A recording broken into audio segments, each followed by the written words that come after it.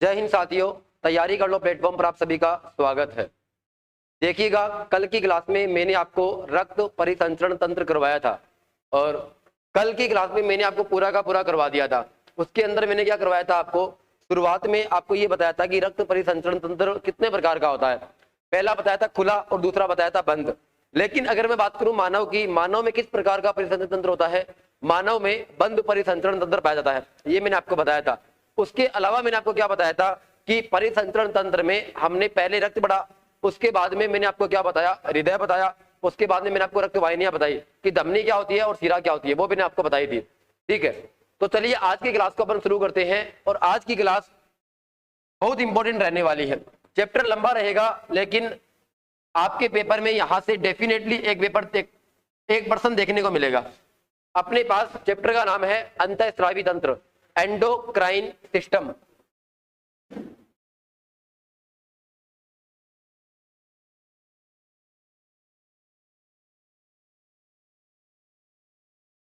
अंतःस्रावी तंत्र चैप्टर का नाम सुना हुआ है क्या आपका? अंतःस्रावी तंत्र। इसमें किस चीजों के बारे में पढ़ते हैं अपन? अंतःस्रावी तंत्र में क्या पढ़ते हैं अपन, किसके बारे में पढ़ते हैं? इसके अंदर अपन क्या पढ़ते हैं? हार्मोन्स के बारे में पढ़ेंगे। क्या पढ़ेंगे? हार्मोन्स के बारे में, कि कौन सी ग्रंथि से कौन सा हार्मोन्स निकलता है। देखो, अगर मैं बात करूं, अंतःस्रावी तंत्र दो प्रकार का होता है। ठीक है, मतलब ये ग्रंथियां दो प्रकार से होती है, एक होती है अंतःस्रावी तंत्र और एक होता है बहिस्रावी तंत्र। देखो, जब हार्मोन्स जो होता है ना, हार्मोन्स हार्मोन्स किस में बहता है? अंतःस्रावी तंत्र में। और जो बहिस्रावी होता है ना, उसको अपन क्या बोलते हैं? उसमें रस बहता है। आपने नाम सुना होगा आमाशय रस, सुना है कि कभी नाम आपने? आपने नाम सुना होगा लार, सुना है क्या आपने कभी नाम लार? चलो नाम लिख देता हूं मैं, जठर रस। किसको बोलते हैं? आमाशय रस का दूसरा नाम होता है जठर रस। अगर मैं बात करूं, एक अपने पास होता है अग्नाशय रस, नाम सुना हुआ होगा आपका। अगर मैं बात करूं, नाम होता है पित्तरस, होता ही नहीं होता है। अगर मैं बात करूं पसीना, अगर मैं बात करूं आंसू, ठीक है, अगर मैं बात करूं और भी अपने पास कई अपनी बॉडी में कई प्रकार के और भी लिक्विड होते हैं। ठीक है, उन लिक्विड को बहने के लिए नलिकाएं होती हैं। ठीक है, अगर वो नलिकाओं में बहता, देखो अपने पास एक होता है अंतःस्रावी तंत्र और एक होता है कि अपने पास बहिस्रावी तंत्र। अंतःस्रावी तंत्र में अपन को पढ़ना है हार्मोन्स के बारे में, और बहिस्रावी तंत्र में क्या आता है? बहिस्रावी तंत्र में ये चीजें बहती हैं। समझ गए आप? अब अगर मैं बात करूं, हार्मोन्स जो बहते हैं उनको नलिकाओं की आवश्यकता बढ़ती है। किसकी आवश्यकता बढ़ती है बताओ? इसका मतलब अगर मैं बात करूं, इसके अंदर अपन किसकी बात करेंगे? अंतःस्रावी तंत्र में, अंतःस्रावी तंत्र में अपन ग्रंथियों की बात करेंगे। और ग्रंथियां अपने पास होती है कौन सी? अंतःस्रावी होती है और बहिस्रावी होती है। ग्रंथियां कितने प्रकार की होती है? दो प्रकार की, अंतःस्रावी ग्रंथि और बहिस्रावी ग्रंथि। लेकिन अपना चैप्टर का नाम क्या है? अंतःस्रावी तंत्र। तो अपन कौन सी ग्रंथियां पढ़ेंगे इसमें? केवल अंतःस्रावी। मैं आपको ये नहीं बताऊंगा लार ग्रंथि कौन सी होती है, ना मैं आपको ये बताऊंगा कि अग्नाशय ग्रंथि होती है। लेकिन अग्नाशय अपने पास कौन सी होती है? मिश्रित ग्रंथि होती है। यह अंतः भी होती है और यह बाह्य भी होती है, क्योंकि इसके अंदर से हार्मोन्स भी निकलता है और इसके अंदर से रस भी निकलता है। समझ गए आप? अब देखो, आपको सबसे पहले अंतःस्रावी तंत्र के अंदर अगर मैं बात करूं, अंतःस्रावी तंत्र में हार्मोन्स बहेंगे। क्या बहेंगे बताओ? हार्मोन्स। अब ये हार्मोन्स क्या काम करते हैं, किसी को पता है क्या? अपनी बॉडी में हार्मोन का क्या काम होता है? कोई बताएगा क्या? अपनी बॉडी में हार्मोन्स का क्या काम होता है?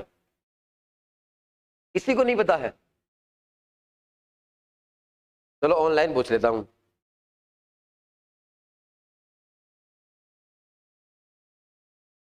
देखो, जो हार्मोन्स होता है ना, वो अपनी बॉडी की जो रासायनिक क्रियाएं होता है उनका कंट्रोल करता है, उपापचय क्रियाओं को कंट्रोल करता है।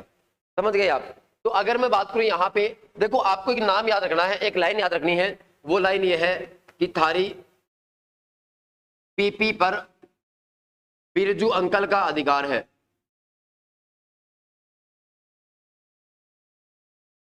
थारी पीपी पर थारे बिरजू अंकल का अधिकार है। इस लाइन से आपको सारी की सारी ग्रंथियां याद हो जाएगी। एक लाइन याद करनी, थारी पीपी पर थारे बिरजू अंकल का अधिकार है। इस था से क्या हो जाएगा, कोई बताएगा मुझे? थायराइड ग्रंथि। देखो, थारी पीपी पर थारे बिरजू अंकल का अधिकार है, था से क्या हो जाएगा? थायराइड कर दूं? चलो, थायराइड हो गया। मुझे बताओ क्या था से एक ही ग्रंथि होती है कि और भी होती है? थाइमस ग्रंथि भी होती है। क्या होती है? थाइमस ग्रंथि। मैं बात करता हूं पी और पी। पी से होता है पीनियल ग्रंथि और पी से होता है पीयूष ग्रंथि। पी से पीनियल, पी से पीयूष। देखो थोड़ी बहुत तो सावधानी आपको रखनी पड़ेगी, समझ गए आप? आपको ये पता होना चाहिए कि इस पी से क्या होता है, इस पी से क्या होता है, समझ गए? अगर मैं बात करूं एक पी से क्या हो जाएगा? पीनियल ग्रंथि, और एक पी से क्या हो जाएगा? पीयूष ग्रंथि। देखो थायराइड ग्रंथि, थाइमस ग्रंथि, पीनियल ग्रंथि, पीयूष ग्रंथि। यहां पे क्या नाम लिखा हुआ है? पर से हो जाएगा पैराथायराइड। सुना हुआ है क्या नाम? पैराथायराइड ग्रंथि।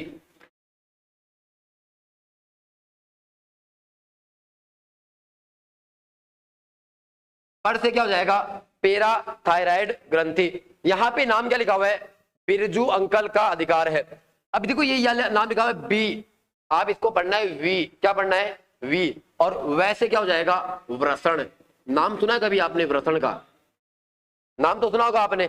अगर मैं बात करूं व्रसण किस प्रकार की ग्रंथि है, आज के समय में व्रसण को बहिस्रावी और अंतःस्रावी दोनों मानते हैं।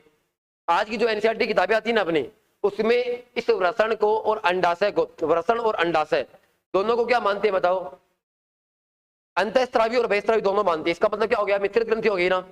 पहले अपन एक ही मिश्रित ग्रंथि बढ़ते थे, उसका नाम था अग्नाशय, समझ गए?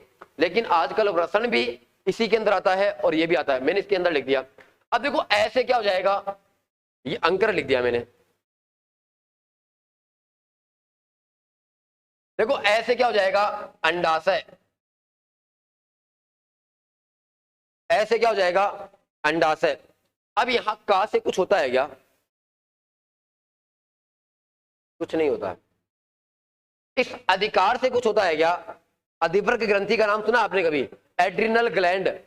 तो इस अधि से क्या हो जाएगा? अधिवृक्क ग्रंथि। क्या इस है से कुछ होता है क्या? हाँ, चलो मैं बता देता हूं, आप सोचोगे टाइम लगेगा।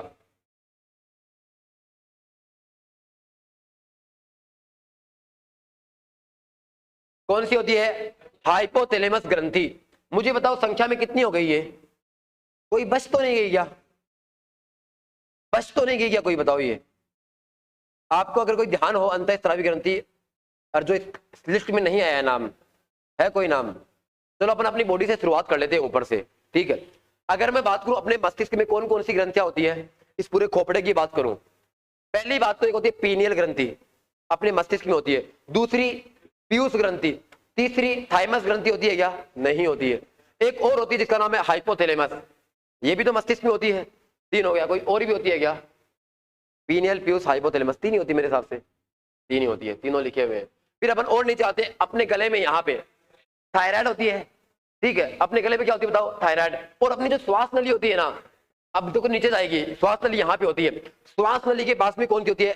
थाइमस ग्रंथि। कहाँ होती है बताओ? थाइमस ग्रंथि। कई बार ऐसा बोला जाता है कि पेपर में कई बार आता है कि अपने दिल के करीब सबसे कौन है? दिल के करीब सबसे कौन है? अब कई अलग अलग नाम लेंगे, वो नाम आपको ऑप्शन में मिलेंगे नहीं।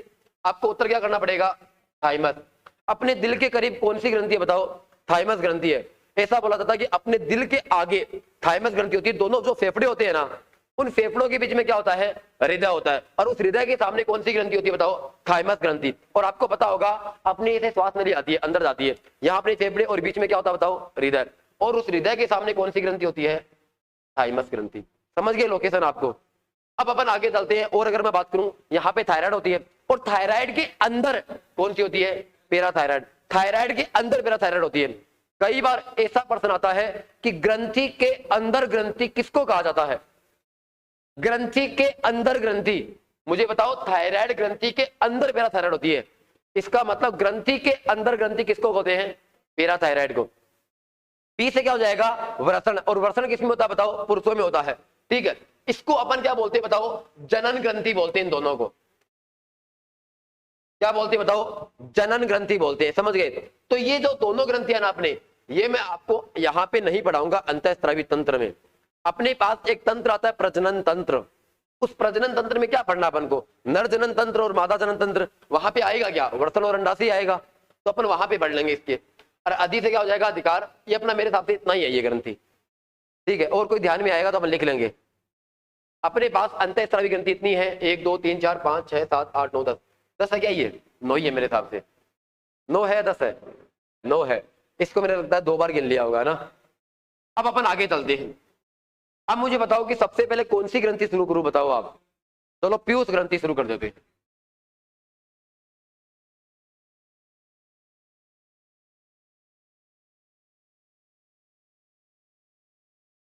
देखो ये जो पूरा चैप्टर है ना, ये 2 घंटे की क्लास में वैसे होता नहीं है ना, लेकिन अब मुझे देवता बनना पड़ेगा, मुझे भगवान बनना पड़ेगा, ठीक है।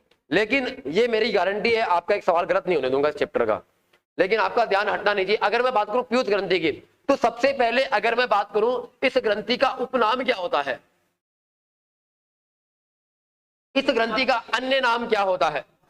देखो एक नाम तो ये होता है अन्य नाम, और एक होता है उपनाम, ठीक है। जैसे मान लो कि कोई क्लास के अंदर कोई आदमी पढ़ने में तेज है, तो अपन बोल देंगे होशियार की पूछड़ी, बोल देंगे नहीं है, तो ये उसके गुणों से उसका नाम आया है, ठीक है। और एक क्या होता है, घरों के अंदर मान लो कि किसी को गोलू बोलते हैं, किसी को मोटू बोलते हैं, किसी को छोटू बोलते हैं, ठीक है, वो उसका घर का नाम हो गया, अन्य नाम हो गया। लेकिन जब उसका नाम गुणों से आता है ना, तब अपन क्या बोलते हैं, उपनाम। अब मुझे बताओ पीयूष ग्रंथि को अपन क्या कहते हैं, मास्टर ग्रंथि बोलते हैं।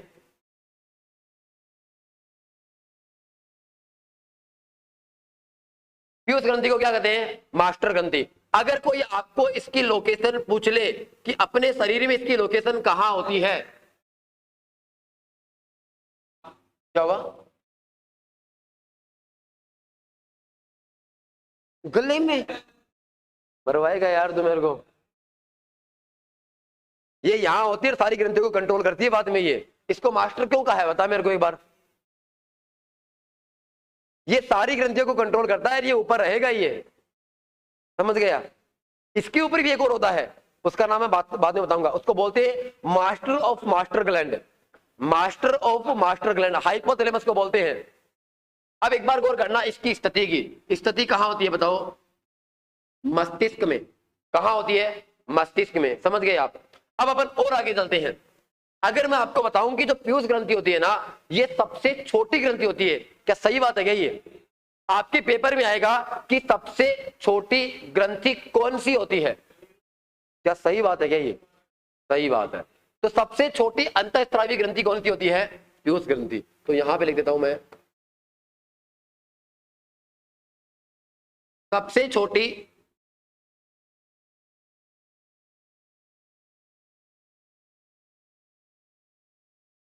अंतःस्रावी ग्रंथि, नाम क्या है, पीयूष ग्रंथि। मुझे बताओ इन 3 पॉइंटों में किसी को दिक्कत समझने में, पेपर में आएगा तो आप बिना ऑप्शन के क्लीन बोर्ड कर दोगे इस सवाल को। चलो ठीक है, आगे अपन चलते हैं। आपको पता होगा कि अगर ये अंतःस्रावी है तो क्या निकलेगा इसमें से, रस निकलेगा या हार्मोन निकलेगा, हार्मोन निकलेगा। और आपको यह भी पता होगा कि अपने मस्तिष्क के 3 भाग होते हैं, अग्र मस्तिष्क, मध्य मस्तिष्क और पश्च मस्तिष्क। उसी प्रकार से इस पीयूष ग्रंथि के भी 3 भाग होते हैं, ठीक है, अग्र पीयूष, पश्च पीयूष और मध्य पीयूष, समझ गए आप। लेकिन इतना अपन को डिटेल में नहीं जाना है। मैं आपको यह बताऊंगा कि इससे निकलने वाले हार्मोन कौन कौन से हैं, समझ गए। पहला अगर मैं हार्मोन की बात करूं तो पहला अपने पास हार्मोन है, कौन सा हार्मोन होता है, वृद्धि हार्मोन। बढ़िया बताया नाम, पढ़ गया है आज।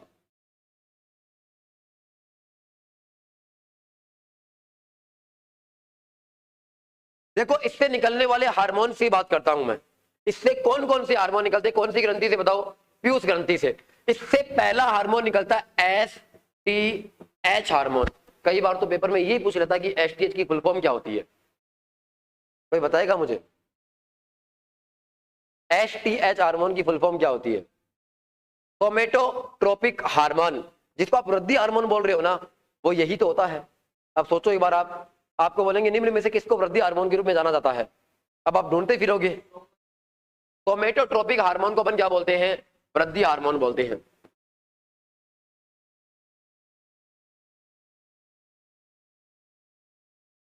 देखो सोमेटोट्रोपिक एच से क्या हो जाएगा, हार्मोन। पहले मैं इसकी खास बात बता देता हूं आपको। देखो अगर ये एचटीएच हार्मोन, अगर ये एचटीएच हार्मोन अगर पीयूष ग्रंथि ज्यादा बनाती है तो व्यक्ति क्या होगा, लंबा होगा। सही बात है क्या ये? हाँ, व्यक्ति क्या हो जाएगा बताओ, मतलब विशाल काय हो जाएगा, समझ गए आप। अगर मैं बात करूं कि जब इस एचटीएच हार्मोन की अधिकता हो जाती है, निकलने वाला हार्मोन कौन सा है, एचटीएच पहला।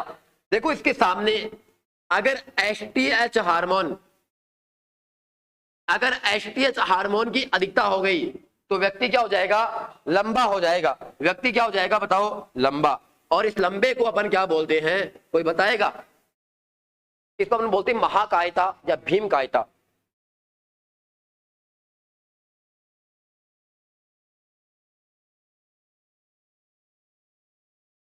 महाकायता या क्या हो जाएगा बताओ, भीम कायता हो जाएगा। देखो जब एस्टेज हार्मोन की दिक्कत होगी तो डेफिनेटली व्यक्ति क्या हो जाएगा, लंबा हो जाएगा। आप कई व्यक्तियों को देखते होंगे वो कुछ ज्यादा ही लंबे होते हैं।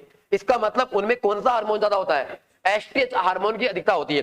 दूसरी बात, जब इस एस्टेज हार्मोन की कमी हो जाती है तो क्या व्यक्ति लंबा नहीं होगा, क्या नहीं होगा, व्यक्ति क्या हो जाएगा, बोना।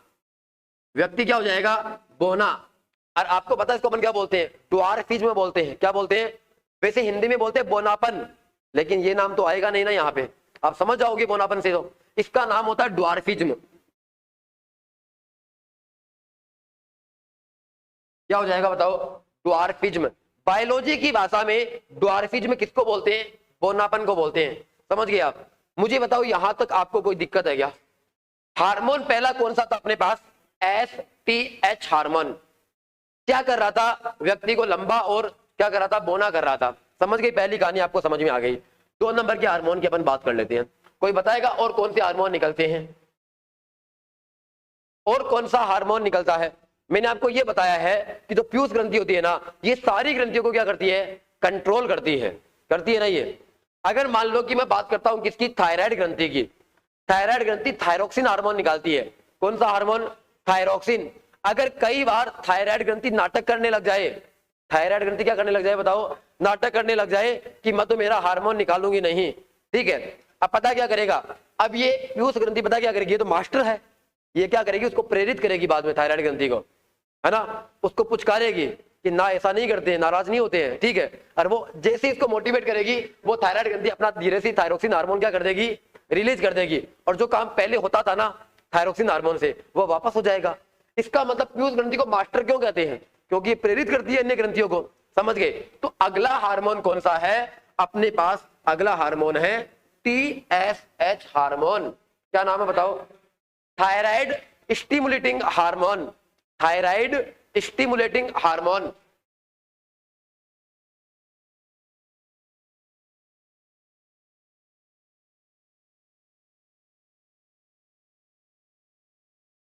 थायराइड स्टिमुलेटिंग हार्मोन, बताओ क्या काम करेगा ये थायराइड ग्रंथि को क्या करेगा, प्रेरित करेगा कि हे थायराइड ग्रंथि, आप अपना थायरोक्सिन हार्मोन निकाल दो, दिक्कत चल रही है ना पेट में, तो वो क्या करेगी, धीरे से थायरोक्सिन हार्मोन निकाल देगी, है ना। लेकिन उसके सामने हमें गिड़गिड़ाना पड़ेगा। इसका मतलब यह है थायरोक्सिन हार्मोन को क्या करती है,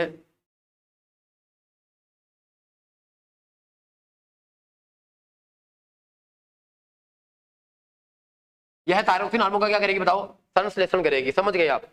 प्रेरित करने का मतलब क्या करेगा कि यह थायरोक्सिन हार्मोन बनवाने का काम करेगा। अब अपन बात करते हैं और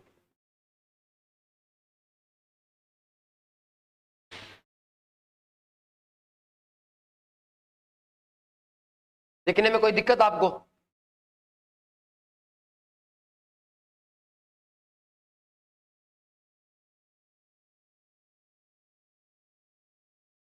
तीन नंबर पे कोई और बताएगा कौन सा हार्मोन होता है, कोशिश करोगे आप? इधर ध्यान देना है केवल आपको, पढ़ने के ऊपर। तीसरा हार्मोन कौन सा है, पता ही नहीं है?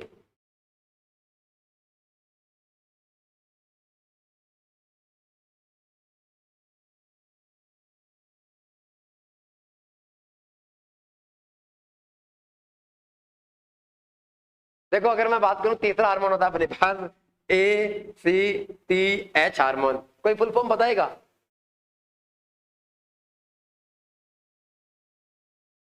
सोचो आपके सामने पड़ा हुआ है खाना, लेकिन आपसे खाया नहीं जाएगा।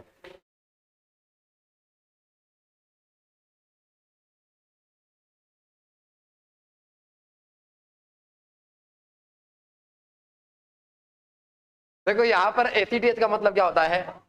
देखो ACTH का मतलब होता है एड्रिनो कॉर्टेक्स ट्रोपिक हार्मोन। आपको दिख तो रहा है क्या बराबर? आपको तो क्या है, ऑनलाइन दिख रहा है कि नहीं दिख रहा है ये?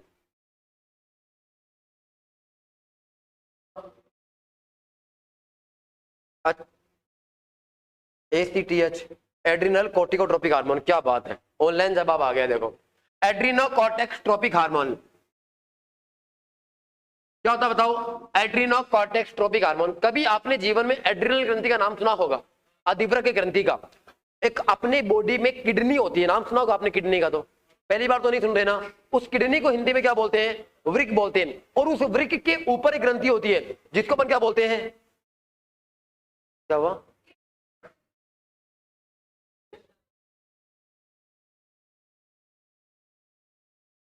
यहाँ कौन करना अपन है? देखो एड्रिनो कॉर्टेक्स ट्रोपिक हार्मोन ये पता क्या करता है? ये एड्रिनल ग्रंथि को क्या करता है? प्रेरित करता है। और उस एड्रिनल ग्रंथि के अंदर एक भाग होता है कॉर्टेक्स। समझने की कोशिश करना। देखो आप ये सारी की सारी कहानियां आपको है ना इससे बेहतर तरीके से किताबों में मिल जाएगी आपको, लेकिन वो भाषा आपको समझ में नहीं आएगी, बाद में दिक्कत हो जाएगी आपको। एड्रिनो कॉर्टेक्स ट्रोपिक हार्मोन ये ग्रंथि पता क्या करती है? ये पीयूष ग्रंथि। ये पीयूष ग्रंथि एड्रिनल ग्रंथि के पास जाएगी धीरे से, क्योंकि नाराज चल रही है वो। नाराज होता है कोई, मनाना पड़ता है, ठीक है। अब देखो अब ये पीयूष ग्रंथि जाएगी ACTH हार्मोन के पास, एड्रिनल ग्रंथि के पास जाएगी, धीरे से बोलेगी कान में, है ना, कि कोई बात हो गई तो बता दे, ठीक है। अब वो कहेगी कि कोई ना कोई कारण बताएगा। अब धीरे से क्या करेगी ये पीयूष ग्रंथि? जो भी वजह होगी ना उसको प्रेरित करेगी, है ना, ले देके मामला सल्टा देगी। और ये क्या करेगी बताओ? इस हार्मोन को रिलीज करने के लिए प्रेरित कर देगी। और ये धीरे से क्या करेगा? बाद में ये हार्मोन निकाल देगा और जो काम पहले से चल रहा था ना वो बराबर चलता रहेगा। अब आपको पता होगा कि अगर ये पीयूष ग्रंथि अपनी बॉडी में नहीं हो और अपना काम नहीं करे तो आप सोचो कितने परेशान हो जाओगे बाद में, होंगे कि नहीं होंगे? अब आपको पता होगा कि पीयूष ग्रंथि उसी प्रकार से काम कर रही है जिस प्रकार से अपने घर में जो सबसे बड़े आदमी होते हैं ना, अपने घर में अगर मान लो कि दो लड़ाई हो रही है बहुओं के बीच में, तो आपको पता होगा वो सास उनको रोकने का काम करती है ना। अगर वो नहीं होगी ना तो दोनों की सिर फूटेंगे, सामने से फूटेंगे और दोनों अलग हो जाएंगे, यही होता है ना। लेकिन पीयूष ग्रंथि भी क्या कर रही है? इनको जोड़ने का काम कर रही है। तो एड्रिनो कॉर्टेक्स ट्रोपिक हार्मोन क्या करती है बताओ? एड्रिनल ग्रंथि को ये हार्मोन रिलीज करने के लिए प्रेरित करती है। समझ गए आप? इसको आप इतना समझना। अब अपन बात करते हैं 4 नंबर में। हाँ हाँ हाँ, अगर मैं बात करूं 4 नंबर पे और कौन सा हार्मोन निकलता है, कोई बताएगा मुझे? अपने दिमाग को थोड़ा सा दौड़ाइए अगर आप जानते हो तो। पीयूष ग्रंथि से और कौन सा हार्मोन निकलता है? मैं मुझे बताना पड़ेगा लगता है ना। एक होता है LTH हार्मोन। क्या होता है? LTH hormone. इसको पता क्या बोलते हैं? Lactogenic trophic hormone. क्या बोलते हैं? Lactogenic trophic hormone.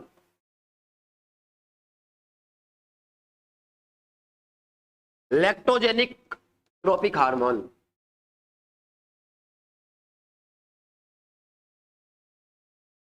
क्या बोलते हैं बताओ? Lactogenic trophic hormone. और इसी को अपन बोलते हैं प्रोलैक्टिन हार्मोन। क्या बोलते हैं? Prolactin hormone. हाँ ये बेग इधर से यहाँ कर दे, यही कर दे इधर। ये बेग मैं बोल रहा हूँ, ये बेग उठा करके यहाँ देखते हैं। बेग नहीं सॉरी, कुर्सी आई।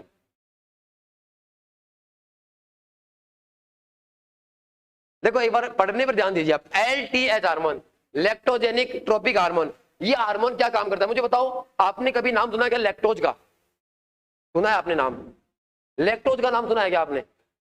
हार्ड सवाल पूछ लिया क्या मैंने, ये बताओ आपको।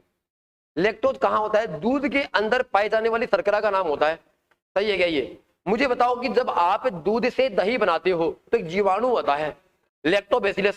समझने की कोशिश करना कहाँ पे क्या चल रहा है। मुझे एक चीज बताओ कि दूध के अंदर कौन सा अमल पाया जाता है? हाँ लैक्टिक अमल। जब दूध खट्टा हो जाता है ना तो उसमें अमल बन जाता है।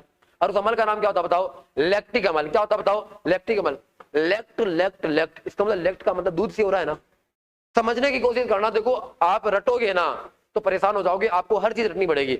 अगर थोड़ा सा दिमाग लगाओगे तो आपको आराम से समझ में आ जाएगा।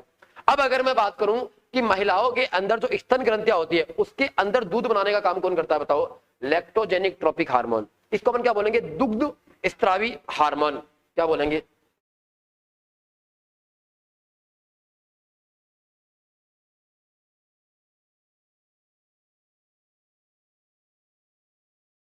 क्या बोलेंगे बताओ? दुग्ध स्त्रावी हार्मोन बोलेंगे। देखो अगर मैं बात करूं ये एलटीएच हार्मोन क्या करेगा? महिलाओं की स्तन ग्रंथियों के अंदर दूध बनाने का काम कौन करेगा? ये करेगा।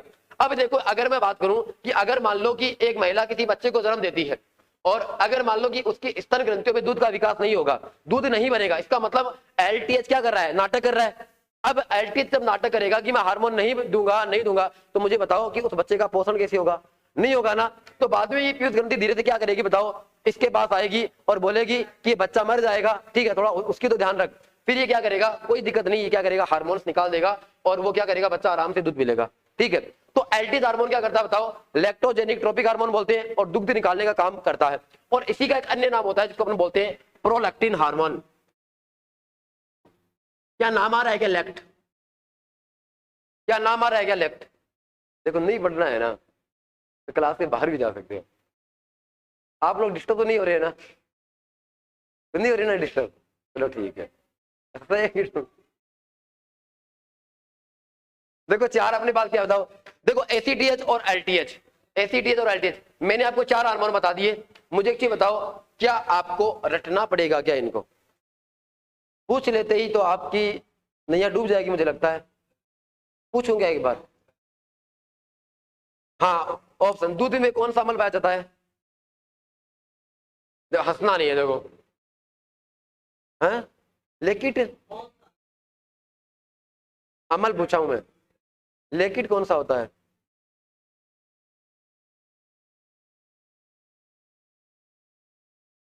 लैक्टिक अमल होता है। देखो चार हार्मोन मैंने बता दिए। अब अगला हार्मोन अपने पास FSH हार्मोन। कौन सा होता है? FSH हार्मोन, जिसको बोलते हैं फॉलिकल स्टिमुलेटिंग हार्मोन।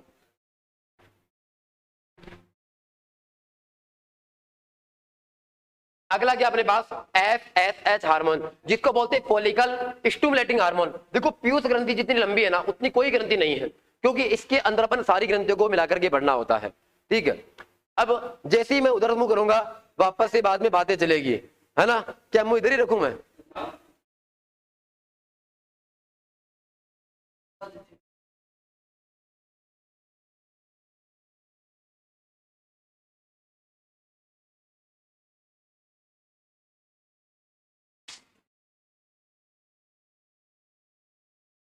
देखो अगला हार्मोन कौन सा अपने पास? FSH, जिसको बोलते हैं फॉलिकल स्टिमुलेटिंग हार्मोन। कोई मुझे बताएगा फॉलिकल का मतलब क्या होता है? स्टिमुलेटिंग का मतलब होता है प्रेरित करना। फॉलिकल का मतलब क्या होता है? फॉलिकल का मतलब क्या होता है? फॉलिकल का मतलब क्या होता है? कोई बताएगा मुझे? उसी को बोलते हैं अपन पुटिकीय बोलते हैं, पुटिकीय प्रेरक हार्मोन बोलते हैं हिंदी में। अब देखो मैं आपको बताता हूं ये FSH हार्मोन क्या होता है। वैसे तो इनको अपन बोलते हैं जनन हार्मोन। क्या बोलते हैं? जनन हार्मोन बोलते हैं। ये महिलाओं में भी होता है और पुरुषों में भी होता है। अब आपको पता होगा कि महिलाओं में अंडाशय का जो निर्माण होता है वो कहां से होता है? अंड जनन कोशिका से होता है। और अगर मैं पुरुषों की बात करूं तो पुरुषों में किसका निर्माण होता है बताओ? वृषण का निर्माण होता है। कहां से होता है बताओ? शुक्र जनन कोशिका से होता है, शुक्राणुओं का निर्माण। इसका मतलब अगर मैं बात करूं ये पीयूष ग्रंथि क्या करती है? इस FSH हार्मोन को प्रेरित करती है और प्रेरित करके क्या कहती है कि आपको वृषण से तो क्या निकालना है? वृषण से तो आपको शुक्राणु बनाना है। वृषण से तो आपको क्या बनाना है? शुक्राणु। समझ गए? अगर मैं बात करूं कि अंडाशय से क्या बनाना होगा? अंडाणु। इसका मतलब अगर मैं बात करूं FSH हार्मोन का काम क्या होता है? FSH हार्मोन का काम होता है कि वृषण से शुक्राणु बनवाना और अंडाशय से क्या बनवाना? अंडाणु बनवाना, ठीक है। ये काम किसका होता है बताओ? इस हार्मोन का काम होता है। फिर वही बात अगर नाटक करेगा ये तो ये क्या करेगा? ये प्रेरित हार्मोन है, इसको बोलते हैं पुटिकीय प्रेरक हार्मोन। समझ गए? अगला हार्मोन अपने पास है 6 नंबर का, इसको बोलते हैं LH हार्मोन। कोई बताएगा क्या होता है? क्या बात है।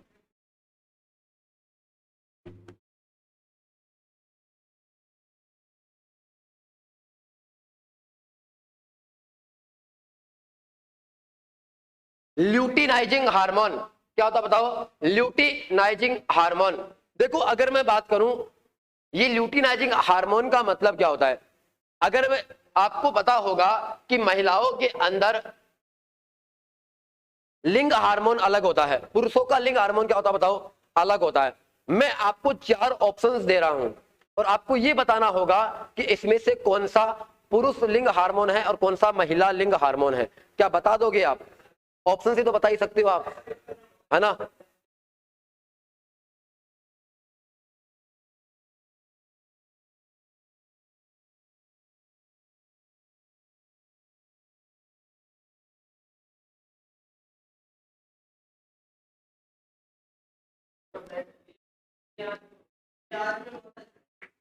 क्या हुआ?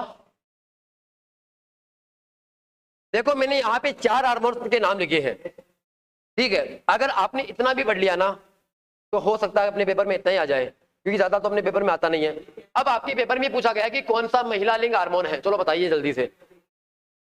महिला लिंग हार्मोन, इसी में ऑप्शन है।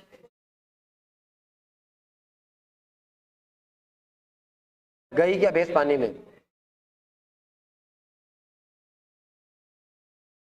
हाँ तो मैं तो आपसे ये पूछ रहा हूं कि कौन सा लिंग हार्मोन है। अगर मैं बात करूं कि महिलाओं का लिंग हार्मोन कौन सा है? एस्ट्रोजन। महिलाओं का लिंग हार्मोन कौन सा है? एस्ट्रोजन। मैं आपको पहले बता रहा हूं, ये पॉइंट है ना बहुत कम लोगों को पता होता है, रटते हैं और भूल जाते हैं, रटते और भूल जाते हैं। उनको पता नहीं होता कि एस्ट्रोजन महिलाओं का होता है या पुरुषों का होता है। और ये रियलिटी की बात है ये। अगर अपन क्लास में देख लिया कि किसी को पता नहीं था, ये पर्सन नहीं पता था ना, हाँ इन्होंने सही बताया था, इन्होंने सही बताया था, क्योंकि इन्होंने 11वीं 12वीं पीएचडी करी है, इन्होंने 11वीं 12वीं में, है ना? बढ़िया पढ़ा हुआ है। एस्ट्रोजन कहाँ होता है बताओ? महिला लिंग हार्मोन। चलो मुझे बताओ पुरुष लिंग हार्मोन कौन सा है? एक से ज्यादा सही उत्तर हो सकते हैं, एक से ज्यादा सही उत्तर हो सकते हैं।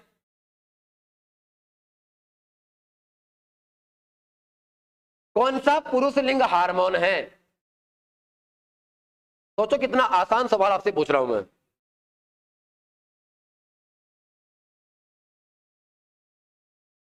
अब अगर मैं बात करूं, यहां पे एंड्रोजन होता है क्या? पुरुष लिंग हार्मोन। क्या होता है बताओ? पुरुष लिंग हार्मोन। और इसी एंड्रोजन को क्या बोलते हैं? टेस्टोस्टेरोन बोलते हैं। क्या बोलते हैं? टेस्टोस्टेरोन। आपके पेपर में आएगा महिला लिंग हार्मोन कौन सा है, क्या बताओगे? एस्ट्रोजन। अब मुझे बताओगे कि ये क्या बीमारी है फिर? ये भी तो महिलाओं में पाया जाता है, पाया जाता है ना ये। तो ये क्या चीज है? ये कौन सा हार्मोन है? कौन सा हार्मोन? आप सही बोल रहे हो। देखो अगर मैं आपको और बताऊं तो आप एक नाम पढ़ते होंगे, ऑक्सीटोसिन हार्मोन।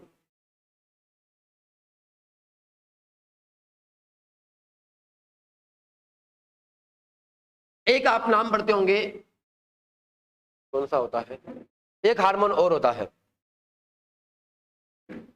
देखो यहां पे एक और करना है पर आप, ये एंड्रोजन हार्मोन मैंने बता दिया, एस्ट्रोजन मैंने आपको बता दिया।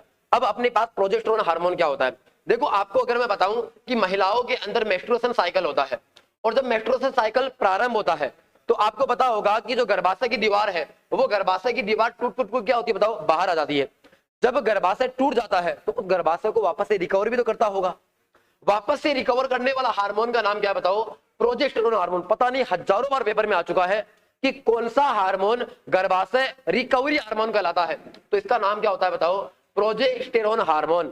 कौन सा होता है बताओ? Progesterone hormone. तो गर्भाशय रिकवरी हार्मोन किसको कहते हैं? प्रोजेस्टेरोन हार्मोन को बोलते हैं। समझ गए आप? अब अपन लिख लेते हैं कॉपी में। क्या हुआ? हाँ क्या चीज? अरे तो 1 महीने के भीतर भीतर हो जाता है। मेंस्ट्रुएशन साइकिल क्या होता है बताओ?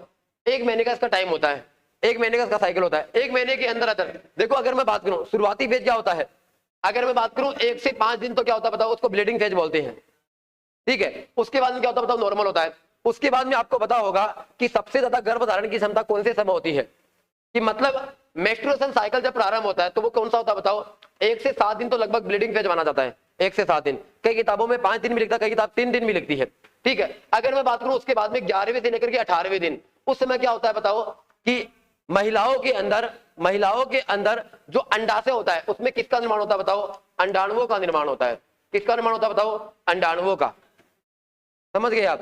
तो ये 11वें से 18 दिन होता है। उसके बाद में क्या होता है बताओ, उसके बाद में उसको रिकवरी तो करता ही है, उसका काम क्या बचा हुआ है, फिर वापस ऐसे ही हो जाएगा ये। अब अपने पास को अपन आगे बढ़ते ये लुटियजाइजिंग हार्मोन क्या होता है, यह किसको प्रेरित करता है, यह लिंग हार्मोन को प्रेरित करता है। किसको करता है बताओ, लिंग हार्मोन को। यहां पे लिख देता हूं,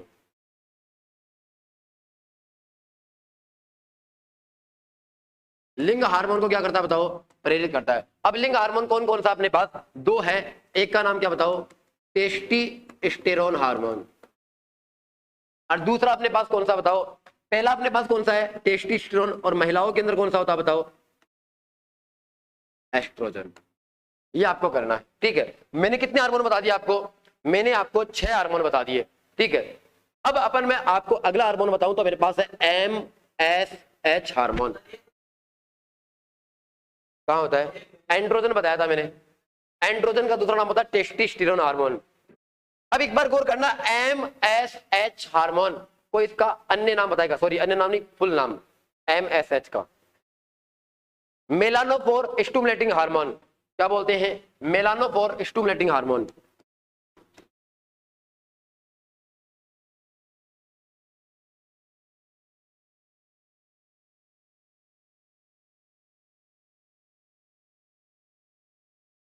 मेलानोफोर स्टिमुलेटिंग हार्मोन कौन सा होता है बताओ, MSH का नाम होता है मेलानोफोर स्टिमुलेटिंग हार्मोन। और ये पता है क्या करता है, यह त्वचा के रंग का निर्धारण करता है। आपने कई बार देखा होगा कि अपने शरीर के ऊपर तिल बनते हैं ना। अब वो तिल बनते हैं तो कौन से हार्मोन की वजह से बनते हैं, MSH की वजह से। हाँ, मेलानिन एक वर्णक होता है जो अपनी त्वचा के रंग का निर्धारण करता है। समझ गए आप, अपनी त्वचा के रंग का निर्धारण करता है। इसका मतलब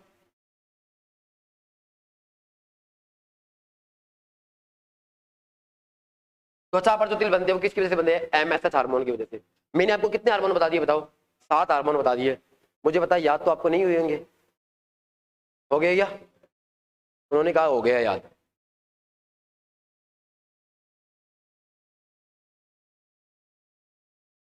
क्या कहानी खत्म हो गई या और भी हार्मोन है, कोई बताएगा मुझे, और भी है। देखो अगर मैं आपको बताऊं, मैंने अभी तक आपको है ना, एक अग्र पीयूष होता है, एक मध्य पीयूष होता है, एक होता है पश्च पीयूष। हाँ, मेरे हिसाब से ये मेलानोफोर स्टिमुलेटिंग हार्मोन यही है जो आप वहां से, ये तो बता रहे हो आप। हाँ, इसी की वजह से होती है मेरे हिसाब से ये, MSH हार्मोन की वजह से।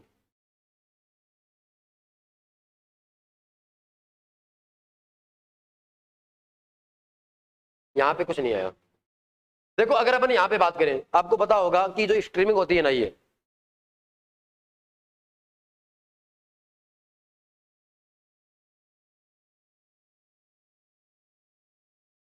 करना, ये मैंने आपको बता दिया। अब 2 हार्मोन और बचे हुए हैं, एक का नाम कोई बताएगा मुझे क्या होता है, ADH hormone, anti diuretic hormone. नाम सुना है आपने, एंटी डाई यूरेटिक हार्मोन, इसी को अपन बोलते हैं वेसोप्रेसिन हार्मोन। क्या बोलते हैं, वेसोप्रेसिन हार्मोन। और एक नाम होता है ऑक्सीटोसिन हार्मोन। क्या होता है, ऑक्सीटोसिन हार्मोन। अब मैंने आपको बताया कि अपना जो ये पीयूष ग्रंथि होती है ना, इस पीयूष ग्रंथि के 3 भाग होते हैं, अग्र पीयूष, मध्य पीयूष और पश्च पीयूष। ठीक है, मैंने ऊपर के जो 6 बताए थे ना, ऊपर के 6 वो तो होते हैं अग्र पीयूष में। मुझे ऐसा लग रहा है कि मैं थोड़ा सा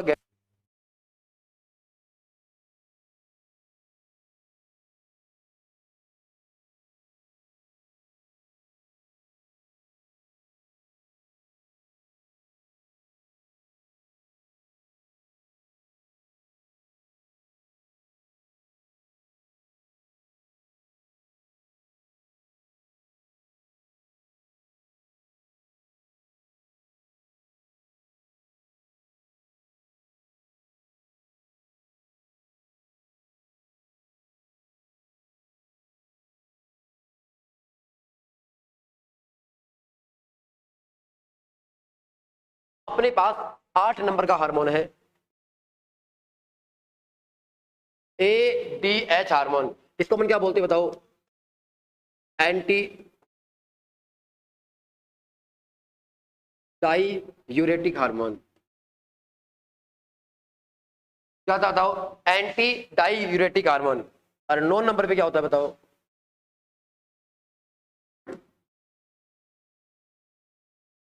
ऑक्सीटोसिन हार्मोन। अगला हार्मोन कौन सा होता है बताओ?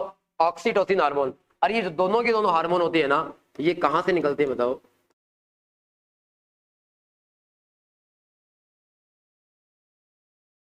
हाइपोथैलेमस ग्रंथि से निकलते हैं।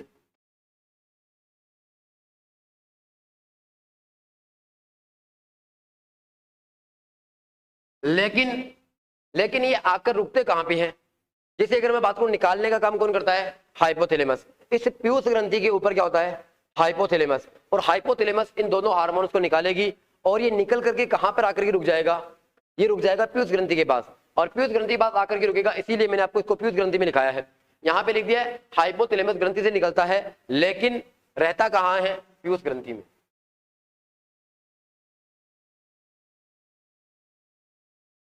लेकिन पीयूष ग्रंथि में क्या होता है बताओ? रहता है। लेकिन क्या होता है बताओ? पीयूष ग्रंथि में रहता है।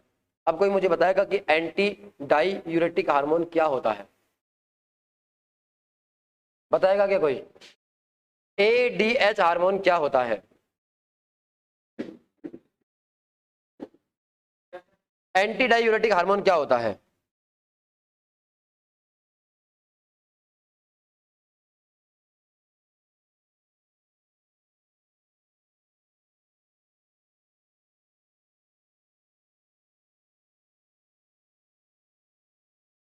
कोई बताएगा ADH हार्मोन का काम क्या होता है?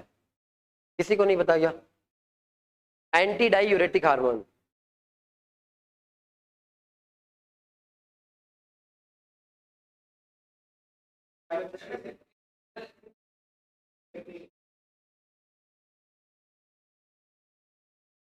अच्छा, बताते ही नहीं है केवल।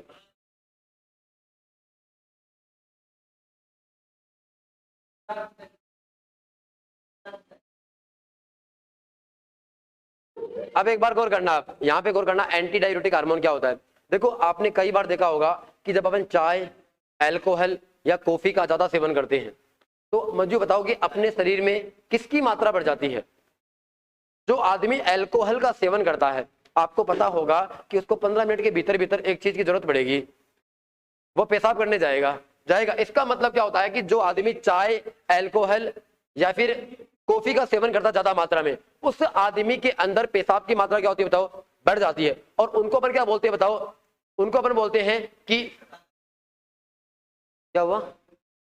देखो, ये जो चीजें होती है ना, इसको अपन बोलते हैं डाईयूरेटिक, बोलते हैं डाईयूरेटिक औषधियां बोलते हैं, समझ गए? अगर आप इसको ज्यादा लोगे ना, तो इसके अंदर क्या हो जाएगा? एडीएच हार्मोन क्या हो जाएगा? ब्लॉक हो जाएगा। एडीएच हार्मोन क्या हो जाएगा बताओ? ब्लॉक। एंटी का मतलब क्या होता है? विरोध करना होता है। डाईयूरेटिक का मतलब क्या होता है? बढ़ाने वाली औषधियां। डाईयूरेटिक का मतलब होता है बढ़ाने वाली औषधियां। और अपनी बॉडी के अंदर पेशाब की मात्रा बढ़ाने वाली औषधियां क्या होती है? अपन चाय पियेंगे, आप कभी भी देखना, अगर मान लो आप रात के समय पढ़ रहे हो, ठीक है, और आपको नींद आ रही है, आपने क्या किया बताओ? आपने चाय बनाई और चाय पी ली आपने, ठीक है, और देख लेना भले आप आधे घंटे के अंदर अंदर आपके मूत्र की इच्छा होगी, आप आपके के अंदर क्या होगी बताओ? मूत्र उत्सर्जन करके आओगे, और आपको आराम से पता चल जाएगा कि इसका मतलब चाय, कॉफी और अल्कोहल क्या करता है बताओ? शरीर के अंदर मूत्र की मात्रा बढ़ाने का काम करता है। और कहीं पर भी देख लेना, जो आदमी ज्यादा अल्कोहल का सेवन करेगा, ज्यादा चाय पिएगा, ज्यादा कॉफी पिएगा, उसके अंदर डेफिनेटली इनकी मात्रा क्या होगी बताओ? बढ़ जाएगी। जब उनकी मात्रा बढ़ जाएगी तो उनको कंट्रोल करने का काम कौन करता है? ADH hormone. और वो क्या होता है? Anti diuretic hormone. अगर उनकी मात्रा बढ़ गई है, अगर उनकी मात्रा बढ़ गई है, तो बढ़ने के बाद उसको वापस से कंट्रोल करने का काम कौन करता है? एडीएच हार्मोन करता है। समझ गए आप? इसका मतलब ये काम आपको समझ में आ गया। अब अपन बात करते हैं किसकी?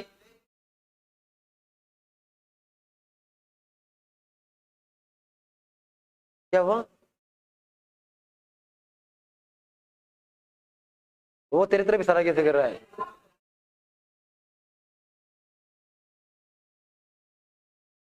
वो ये बोल रहा है कि कोई आदमी, खुद आदमी बोल रहा है।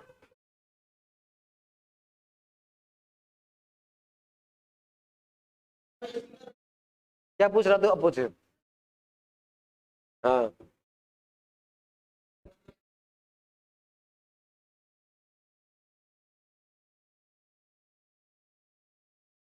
हाँ,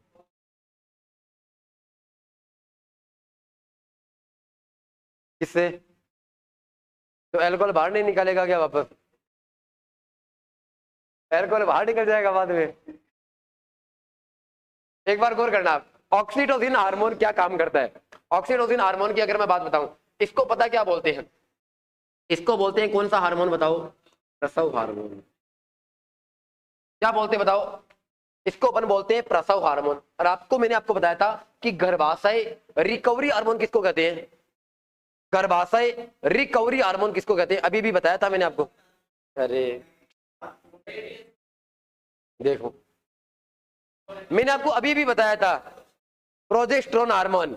गर्भाशय रिकवरी हार्मोन किसको कहते हैं? प्रोजेस्टेरोन हार्मोन को बोलते हैं। देखो जो नई चीजें है ना, आपको एक चीज बता रहा हूं मैं, कभी भी देख लेना चाहिए आप, नई चीजें होती है ना, अपना दिमाग जल्दी से उसको ग्रहण नहीं करता है ना। उसको समय चाहिए होता है उसको अंदर घुसाने के लिए। जो पुरानी चीजें आप सुनते हो ना, वो बहुत जल्दी से अंदर जाती है, क्योंकि आपकी पहले से सुनी हुई होती है। जो नई चीज आती है ना, दिमाग आपका स्वीकार नहीं करेगा। ठीक है, आपका दिमाग कहेगा ये फालतू चीज है, लेकिन ये फालतू चीज नहीं थी, आपका नॉलेज वर्धन करेगा ये। दूसरी बात, आपका सिलेक्शन भी करवाएगा ये। तो आपका दिमाग क्या करेगा ना, उस समय एक्टिव ज्यादा होता है। तो आपको ध्यान रखना होगा। ऑक्सीटोसिन हार्मोन को अपन बोलते हैं गर्भपात हार्मोन। क्या बोलते हैं बताओ? गर्भपात हार्मोन। अब यहां पे एक बार गौर करना, एक हार्मोन होता है रिलैक्सेशन हार्मोन। क्या होता है बताओ? Relaxation hormone. अब एक बार समझने की कोशिश करना, जब एक माँ अपने बच्चे को जन्म दे रही होती है, समझने की कोशिश करना, गर्भपात क्यों बोलते हैं इसको, प्रसव क्यों बोलते हैं?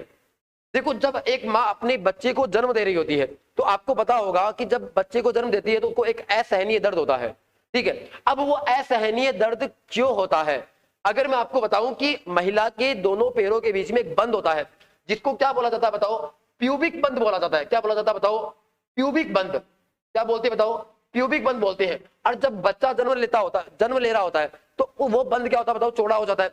जब वो बंद चौड़ा होगा तो उसके अंदर क्या होता है? एक तेलीय पदार्थ स्त्रावित होता है, और वो एक हार्मोन होता है जिसको अपन बोलते हैं रिलैक्सेशन हार्मोन। क्या बोलते हैं बताओ? रिलैक्सेशन हार्मोन बोलता है, जो बच्चे को इजीली बॉन्ड करवाता है। जो क्या करता है बताओ? बच्चे को इजीली बॉन्ड करवाता है। समझ गए आप?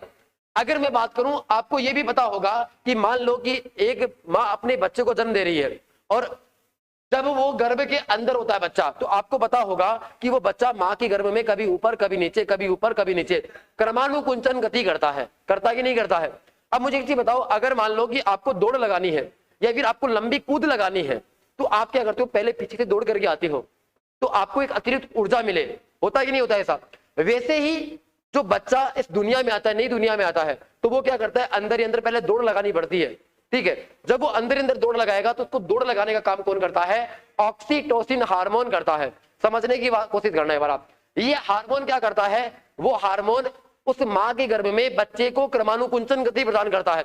मुझे एक चीज बताओ, ये हार्मोन अगर नाटक करने लग जाएगा कि मैं तो ये हार्मोन रिलीज नहीं करूंगा, तो मुझे बताओ क्या क्रमानुकुंचन गति होगी? नहीं होगी। क्या वो बच्चा जन्म ले पाएगा? नहीं ले पाएगा। क्या वो बच्चा अंदर मर जाएगा माँ के गर्भ में? क्या इसी को गर्भपात बोलते हैं? क्या इसी को तो बोलते होंगे। अब मुझे बताओ, आपके पेपर में आ गया कि गर्भपात हार्मोन किसको कहते हैं? रटना तो नहीं पड़ेगा ना आपको, आराम से कर पाओगे आप। गर्भपात हार्मोन किसको कहते हैं? ऑक्सीटोसिन हार्मोन को। इसको प्रसव हार्मोन क्यों कहते हैं? क्योंकि ये क्रमानुकुंचन गति करता है, और क्रमानुकुंचन गति करेगा तो बच्चा माँ के गर्भ से बाहर आ जाएगा। जब बाहर आ जाएगा तो क्या हो जाएगा? प्रसव हो जाएगा। इसी को तो बोलते हैं प्रसव। तो इसीलिए इसको अपन क्या बोलते हैं? प्रसव हार्मोन बोलते हैं। रटने की नौबत आएगी आपको, अगर अब भी आएगी ना तो आपका कल्याण हो भी नहीं सकता है। ठीक है, अब मेरी तरफ से पीयूष ग्रंथि पूरी हो चुकी है। अगर किसी को समझ में नहीं आया तो मुझे बता दीजिए। सबसे लंबी ग्रंथि यही थी। अगर मैं आपको समझाने में सफल रहा तो मेरी यात्रा सफल है, अगर सफल नहीं हुआ तो मेरी यात्रा असफल मानो आप। मैंने एकदम इजी से इजी लैंग्वेज में आपको समझाने की कोशिश करी है। देखो, जिनको भी समझ में आ गया, मैं ऑनलाइन वालों से बोल रहा हूं, अगर समझ में आ गया तो कमेंट बॉक्स में 1 लिख देना, नहीं समझ में आया तो 2 लिख देना, ताकि मुझे पता चले।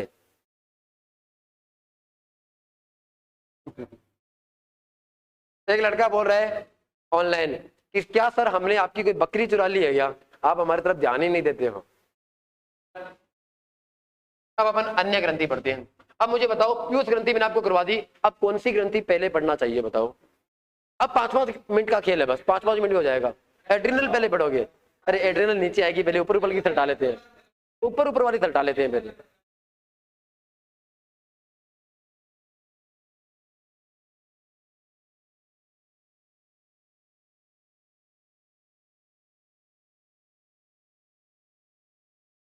हाइपोथैलेमस ग्रंथि 2 नंबर की कौन सी बताओ, हाइपोथैलेमस ग्रंथि।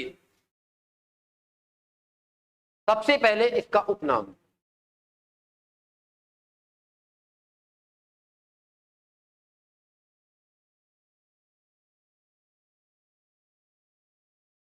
इसको क्या बोलते हैं, हेड मास्टर ग्लैंड बोलते हैं, मास्टर ऑफ मास्टर ग्रंथि बोलते हैं, समझ गए।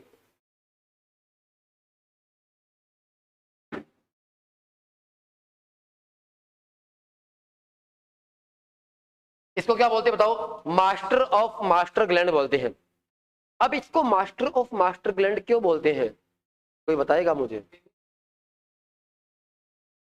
क्या बात है,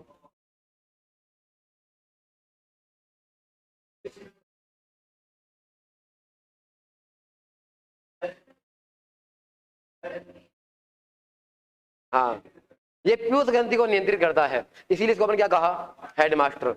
मुझे एक चीज बताओ आप, एक बार समझने की कोशिश करना, एक स्कूल के अंदर क्या होते हैं, मास्टर होते हैं, हमारी भूमिका क्या हो जाएगी, मास्टर की। अगर मैं बात करूं विजयपाल जी सर की भूमिका क्या हो जाएगी, हेड मास्टर की। वो हमें कंट्रोल करता है और हम आपको कंट्रोल करते हैं, यही तो होता है। अब आपको पढ़ाने वो तो आएंगे नहीं विजयपाल जी सर, हम आते हैं आपको, इसके लिए मैं आपके लिए क्या हो गया, मास्टर, और हमारे मास्टर कौन हो गए, विजयपाल जी सर, यही तो हो गए ना। इसका मतलब, हाँ तो तभी तो मैंने किसका नाम लिया है, विजयपाल जी सर का लिया है।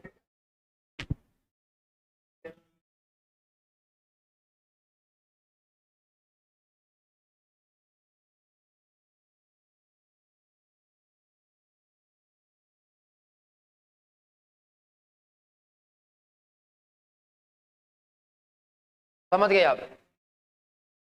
मैं एक बार, मेरे दिमाग से स्किप हो रहा है, कोई मुझे बताएगा हाइपोथैलेमस से निकलने वाले हार्मोन का नाम क्या है, हाइपोथैलेमस से निकलने वाले हार्मोन का नाम क्या है, दिमाग से स्किप हो रहा हार्मोन का नाम कोई बताएगा मुझे।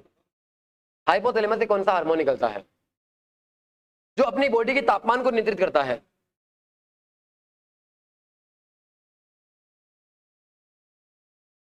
ऑप्शन मेरी याद ही नहीं, कहां से बताऊं।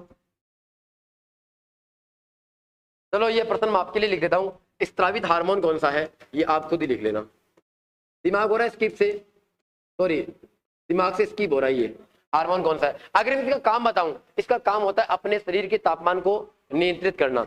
अपने शरीर के तापमान को नियंत्रित करना किसका काम होता है बताओ, हाइपोथैलेमस को। इसका कार्य क्या होता है,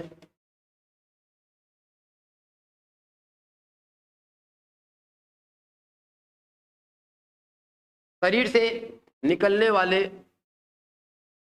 सॉरी गलत लिख दिया,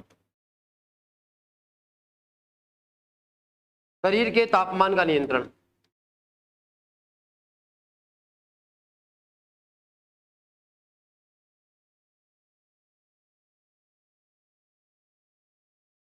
ये क्या करता है बताओ, शरीर के तापमान को नियंत्रित करता है। अब कई बार पेपर में आता है कि शरीर की तापमापी किसको कहते हैं, शरीर की तापमापी किसको कहते हैं, हाइपोथैलेमस को ही कहेंगे। ये क्या करता है, तापमान को नियंत्रित करता है, मापने का काम करता है। तो आपके पेपर में आएगा कि किस ग्रंथि को शरीर की तापमापी भी कहते हैं।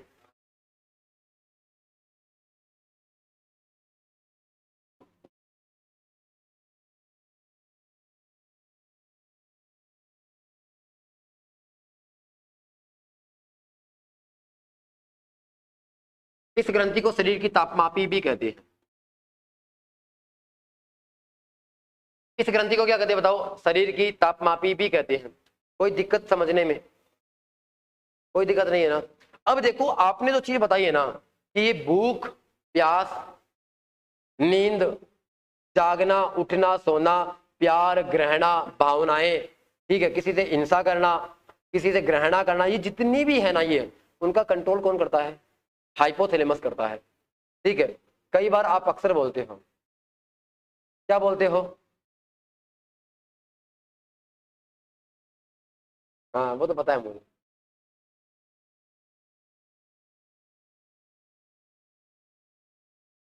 मैं क्या प्रश्न पूछ रहा था आपसे?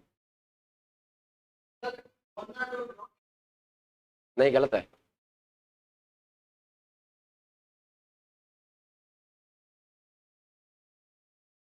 ऑनलाइन में नाम आ रहा है हेपोथेलिस हार्मोन। नहीं, हेपोथेलिस नहीं है सर। आप कहाँ से पढ़ा रहे हो?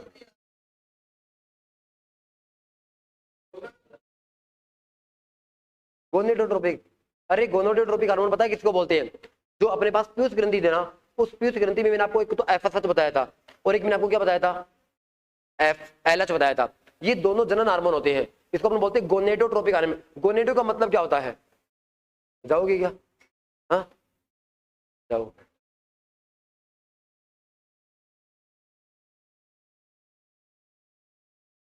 एक बार गौर करना, आप देखो स्वतंत्र हो आप लोग। मैं पहली बार नहीं देख रहा हूँ क्लास में उठ करके जाने वाला सिस्टम।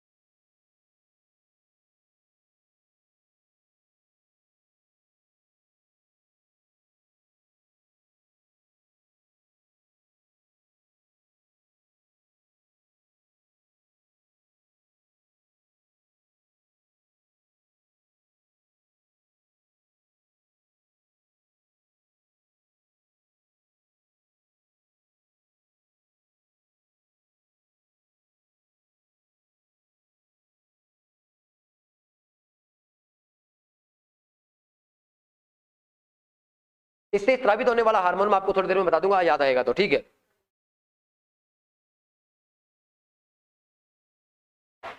अब यहां तक मैंने आपको बता दिया, कोई दिक्कत नहीं है। मैंने आपको ये बताया, आप बीच में बोले थे कि भूख, प्यास, घृणा, प्यार इन सबको क्या करता है, नियंत्रित करता है। बिल्कुल सही बात है। लेकिन जब अपन मस्तिष्क पढ़ रहे होंगे ना, मस्तिष्क पढ़ रहे होंगे, तब अपन उनकी बात करेंगे, क्योंकि यहाँ पे तो अपन को बातें किसकी करनी है, अंतःस्रावी तंत्र पढ़ रहे हैं तो अपन को हार्मोन की बात करनी है। अगर मैं वो बातें करने लग जाऊंगा तो आपको दिक्कत हो जाएगी बाद में। समझ गए आप? आपने सही बोला है कि हाइपोथैलेमस किसको कंट्रोल करता है? भूख, प्यास, प्यार, घृणा, नफरत, जितनी भी तमाम प्रकार की चीजें हैं उन सबको कंट्रोल करता है। समझ गए? अब आप कई बार बोलते हो कि दिल टूट गया है ना? टूटेगा कहां से? हड्डियां नहीं होती है ना? आप कहोगे धोखा दे दिया है ना? दिल भारी भारी हो रहा है, भारी कहां से होगा बेचारा, 300 ग्राम का है।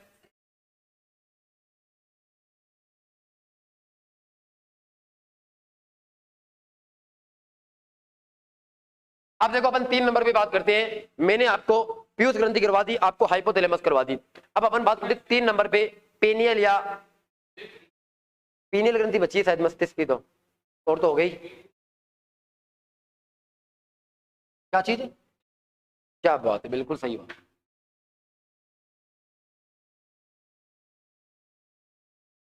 पीनियल ग्रंथि, सबसे पहले अपन बात करते हैं इसका उपनाम। इसका उपनाम कोई बताएगा मुझे? इसको पता क्या बोलते हैं? शरीर की तीसरी आंख।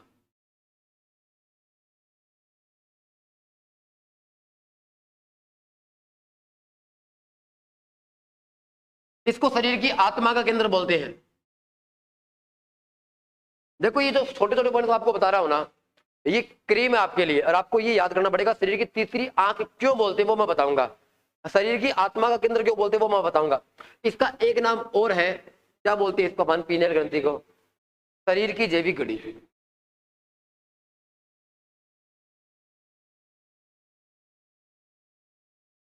क्या बोलते हैं? शरीर की जैविक घड़ी। अगर मैं बात करूं इसकी लोकेशन कहां होती है, इसकी स्थिति कहां होती है, कोई मुझे बताएगा इसकी लोकेशन कहां होती है? मस्तिष्क में होती है। चलो मस्तिष्क लिख देते हैं, उतना अपन नहीं जाएंगे। आपके ऑप्शन में डेफिनेटली आपको ये मिल जाएगा, मस्तिष्क का भाग आपको नहीं मिलेगा। ठीक है, चलिए आगे बात कर लेते हैं। इससे निकलने वाले हार्मोन कौन कौन से, कोई मुझे बताएगा?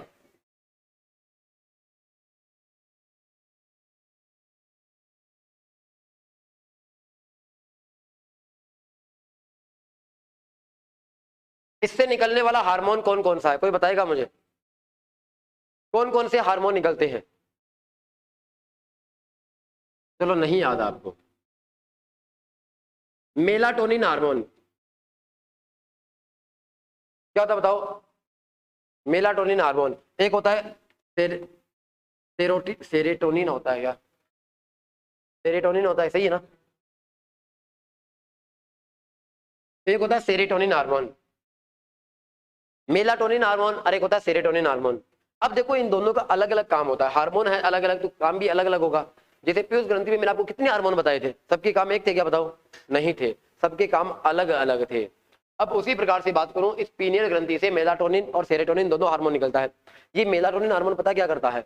अब मुझे एक चीज बताओ, आप सपोज करो कि आप हर रोज दोपहर के 1 बजे खाना खाते हो, समझने की कोशिश करना।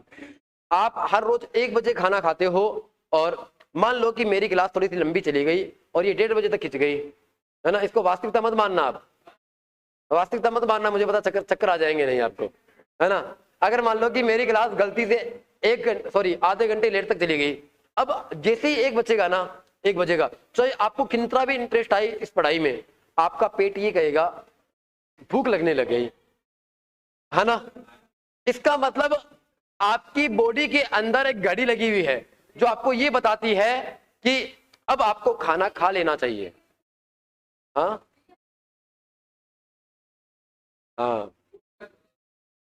ये पहली बात। तो इसको अपन जैविक घड़ी वो बोलते हैं, इसीलिए बोलते हैं। दूसरी बात, सपोज करो एक बार आप कि मान लो कि आप सुबह, एक बार समझने की कोशिश करना है, एक बार आप मान लो कि आप रोज सुबह सुबह 3 बजे उठते हो पढ़ने के लिए,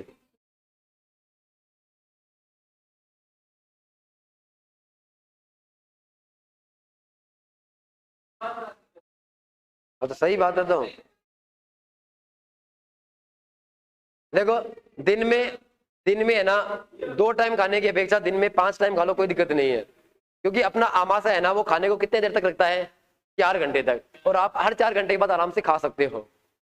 लेकिन ये नहीं है कि आप बैठे ना तो वो सामने रखा हुआ है ना वो खाली होगा, आपका पेट नहीं भरेगा, ये सिस्टम नहीं होना चाहिए। आप 2 रोटी खाओ, कोई दिक्कत नहीं है, आपको छोटे छोटे अंतराल में खाना चाहिए, इससे अपना पेट भी खराब नहीं होता है ना? हाँ, अब देखो जो स्टूडेंट लाइफ होती है ना, स्टूडेंट लाइफ होती है ना, वो ये होती है कि वो अपना समय बचाना चाहता है, तो वो पता क्या करता है, वो सुबह खाना बनाता है, ठीक है, सब्जी 1 टाइम बना लेगा, रोटी चलो 2 टाइम बना लेता है। सब्जी क्या करेगा, वो सुबह सुबह बनाएगा, सुबह की, दोपहर की, शाम की एक साथ बना लेगा, है ना? और ऐसी सब्जी बनाएगा जो खराब नहीं होती है। अब क्या करेगा कि अगर मान लो कि वो सुबह बनाएगा तो सुबह उसने क्या करी, 8 रोटी चेप दी एक साथ, और वो चला गया कहाँ? लाइब्रेरी में। फिर कहाँ चला जाएगा? लाइब्रेरी में। अब जब लाइब्रेरी में जाएगा ना तो कई लोगों को परेशान करेगा, फू फू कर करके, है ना? माहौल बड़ा खराब करेगा ये। अब बाद में क्या होगा, धीरे धीरे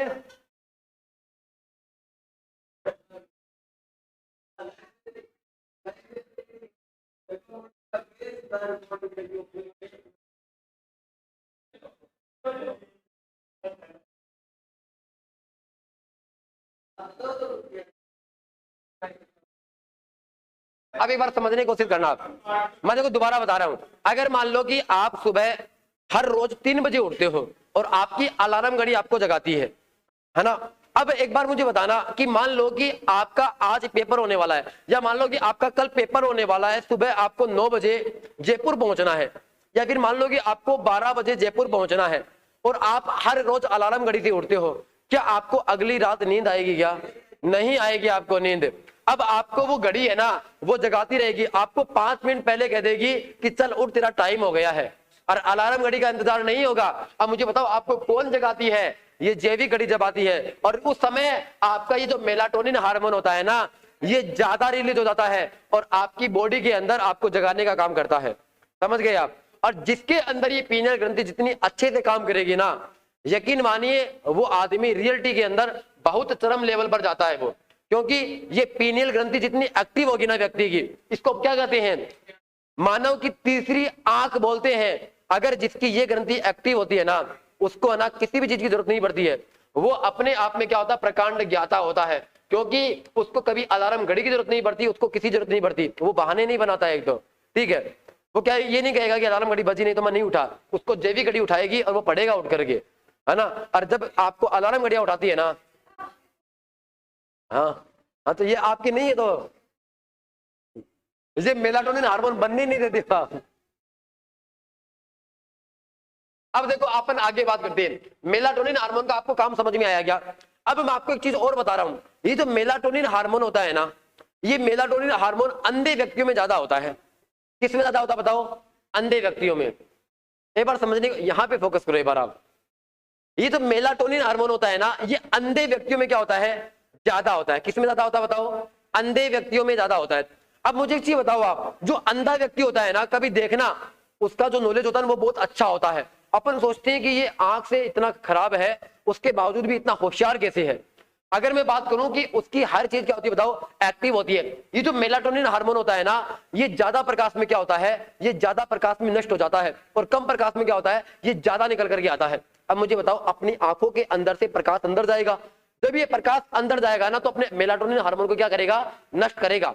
समझने की कोशिश करना आप। जो अंधे व्यक्ति होते हैं ना, अंधे व्यक्तियों के अंदर मेलाटोनिन हार्मोन ज्यादा होता है। आपके पेपर में आएगा कि अंधे व्यक्तियों के अंदर मेलाटोनिन हार्मोन ज्यादा क्यों होता है, ठीक है, या फिर अंधे व्यक्तियों के अंदर कौन सा हार्मोन ज्यादा होता है। कौन सा होता है बताओ, मेलाटोनिन हार्मोन। अब ये मेलाटोनिन हार्मोन क्या करता है, हर चीज के अंदर उसको एडवांस बनाएगा, ठीक है। अब एक बार पेपर में आया था, क्या प्रश्न आया था कि अंधे व्यक्तियों के अंदर जो जनन क्रिया होती है वो समय से पहले शुरू हो जाती है। जो जनन क्रिया होती है ना, अगर मैं बात करूं कि महिलाओं के अंदर जनन क्रिया 13 साल की उम्र में चालू हो जाती है, और मान लेते हैं कि पुरुषों के अंदर 16 साल की, मैं इसको कर देता हूं 12 से 15 महिलाओं के अंदर, कोई फिक्स तो होता नहीं है। अगर मैं बात करूं पुरुषों की तो कितना होता बताओ, 15 से 18। पुरुषों के अंदर मैच्योरिटी थोड़ी लेट आती है, और महिलाओं में क्या होती है बताओ, जल्दी आ जाती है। इसीलिए महिलाओं की शादी की उम्र क्या होती है बताओ, कम होती है, पुरुषों की क्या होती है बताओ, ज्यादा होती है। अब एक बार गौर करना कि जो अंधे व्यक्ति होते हैं ना, अंधे व्यक्तियों के अंदर जनन क्रिया समय से पहले हो जाती है, और वो समय से पहले होने का कारण क्या है, मेलाटोनिन हार्मोन। समझ गए यार।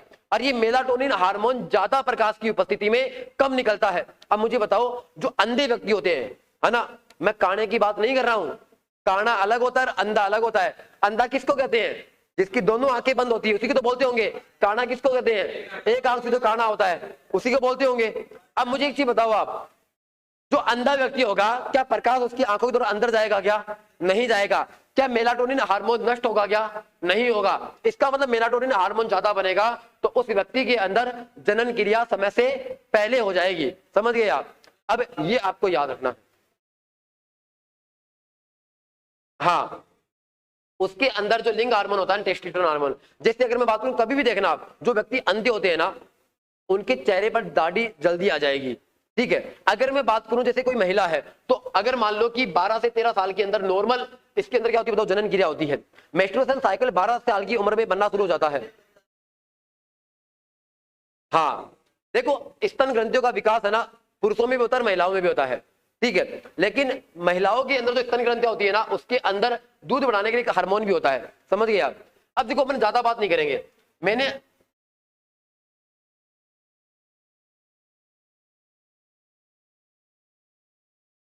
मुझे बताओ, मेलाटोनिन हार्मोन का काम समझ में आ गया आपको। अरे इधर देख ले तू यार, बाद में पढ़ते रहना स्तन ग्रंथियां। तो देखो, मेलाटोनिन हार्मोन की अगर अपन बात करें, मेलाटोनिन हार्मोन का काम समझ में आया आपको, लिखवाने की जरूरत पड़ेगी, कर लोगे आराम से। शरीर की जैविक घड़ी किसको कहते हैं, आराम से कर लोगे। शरीर की आत्मा किसको कहते हैं, आराम से समझ लोगे। अब मुझे बताओ, सेरोटोनिन हार्मोन भी इसी ग्रंथि से निकलता है ना। अब इसका काम क्या होता है, इसका काम होता है रक्त वाहिनियों को सिकोड़ना। इसका काम क्या होता है बताओ, रक्त वाहिनियों को सिकोड़ना। अपनी जब रक्त वाहिनियां सिकुड़ जाएगी, तो मुझे बताओ, क्या ब्लड प्रेशर बढ़ जाएगा क्या। इसका मतलब, इसका काम क्या होता है बताओ, इसका काम होता है रक्त वाहिनियों को सिकोड़ना।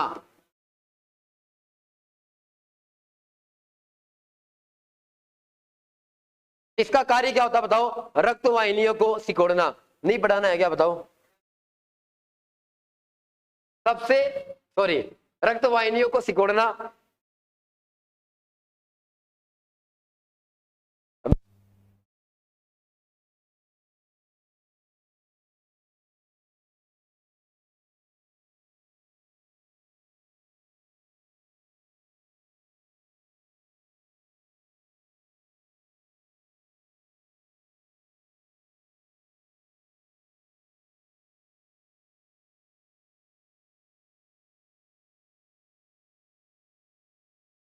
अब एक बार गौर करना, सेरोटोनिन हार्मोन, सेरोटोनिन हार्मोन क्या करता है, अपनी रक्त वाहिनियों को सिकोड़ता है।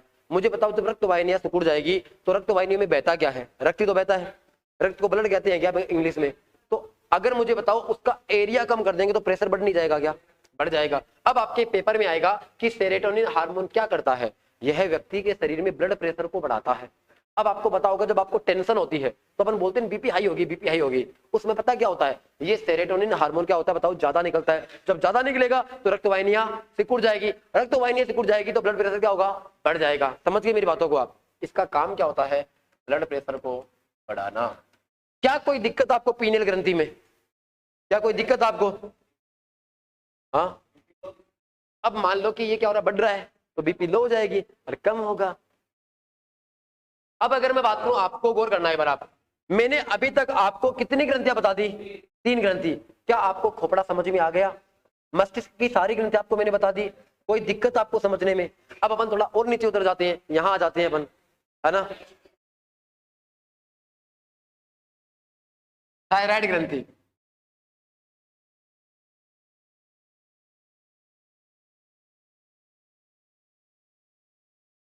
मुझे बताओ इसका उपनाम क्या होता है, इसको किस नाम से जानते हैं?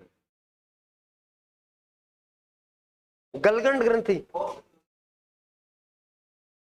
ऑप्शन, शरीर का टेम्पू, शरीर का स्कूटर, शरीर की रेलगाड़ी, शरीर की चिलगाड़ी।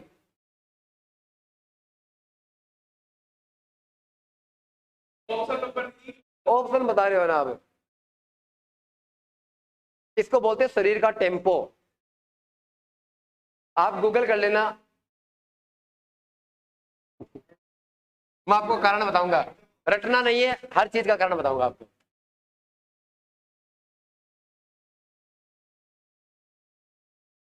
देखो इसका अन्य नाम क्या होता है, इसको अपन बोलते हैं आउटू ग्रंथि।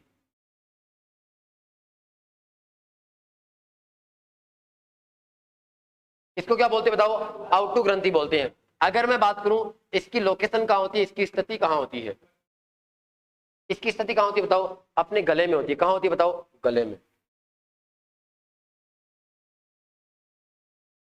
कहां होती है बताओ, गले में होती है। कोई मुझे बताएगा कि इससे निकलने वाला हार्मोन कौन सा है, इससे निकलने वाला हार्मोन कौन सा है?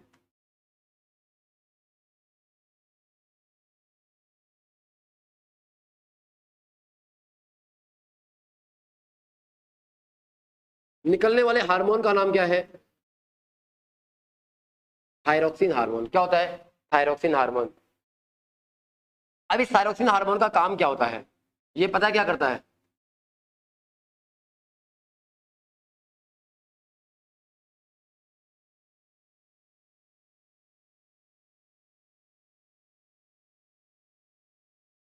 यह शरीर की उपापचयी दर को क्या करता है, नियंत्रित करता है। मेटाबॉलिज्म रेट को क्या करता है, कंट्रोल करता है। अगर कोई, हमेशा का पता नहीं है मुझे।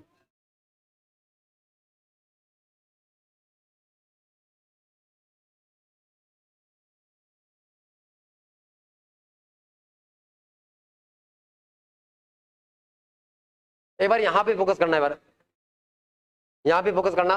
देखो इसको अपन क्या बोलते हैं, इसको अपन बोलते हैं शरीर की उपापचय दर को क्या करता है, नियंत्रित करता है। उपापचय दर का मतलब क्या होता है, जब आप कुछ खाना खाते हो ना, उस खाने को तोड़ने का काम, तोड़ने का काम अपना मुख्य सब करता है, लेकिन उसको अच्छे से उसको पचाने का काम, उसको तोड़ने का काम कौन करता है?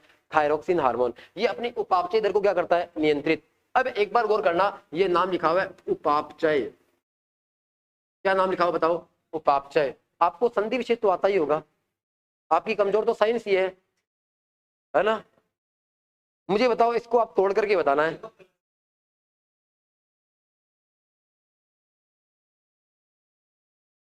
उप प्लस अप प्लस चय। सही है क्या ये संधि? अब एक बार गौर करना, यहां पे लिखा हुआ है उप प्लस अप प्लस चय, मैं पहला शब्द बनाऊंगा इसे उपचय और दूसरा शब्द बनाऊंगा अपचय। दो शब्द बनाए, उपचय और अपचय। उपापचयी दर। अब क्या होता है, जब अपन खाना खाते हैं ना, उस खाने को तोड़ने का काम कौन करेगा? उपचय कर देगा, ठीक है। या फिर मान लो कि अपचय क्या करता है? अपचय करता है खाने को तोड़ने का काम, और ये क्या करता है बताओ? खाने को वापस जोड़ने का काम करता है। समझ गए आप? इसका मतलब ये क्या करता है बताओ?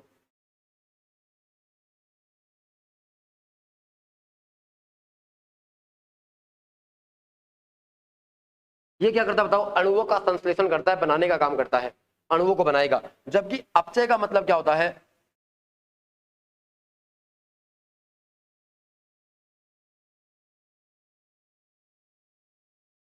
अणुओं का विखंडन। ये क्या करेगा बताओ? अणुओं का विखंडन करेगा। देखो, जब आप कोई खाने को तोड़ते हो तो आपको उससे क्या मिलती है बताओ? ऊर्जा मिलती है, ठीक है। सपोज करो कि आपने अंगूर खाया, अंगूर से क्या मिलता है आपको? ग्लूकोज मिलता है। क्या मिलता है आपको? ग्लूकोज मिलता है। अब आपने जैसे अंगूर खाया तो आपके पेट के अंदर क्या हो जाएगी बताओ? जो चूहे,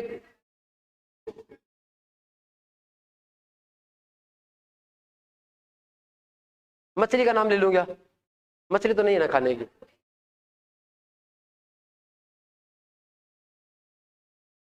देखो, अगर अपन बात करें, अगर मान लो कि अपन कोई भी खाना खाते हैं तो अपन क्या करते हैं? उसको तोड़ते हैं। तोड़ने का काम कौन करेगा बताओ? उपचय। इस क्रिया के दौरान हो जाएगा। लेकिन वापस इसको जोड़ने का काम, जोड़ने का मतलब ये नहीं वापस से वो जुड़ जाएगा। जोड़ने का काम होता है अपन को वापस से जोड़ करके रखता है। अगर अपन खाना नहीं खाएंगे, क्या अपन इस दुनिया से जुड़े हुए रहेंगे? क्या नहीं रहेंगे। अपन टूटे हुए से महसूस करेंगे, जैसे अभी आपको फील हो रहा है। बोल रहा है ना?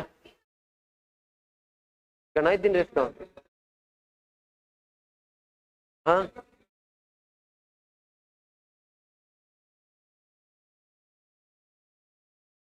तो कितने दिन रह सकता है अंकित? तो नवरात्र हो गए 9 दिन तो। हाँ,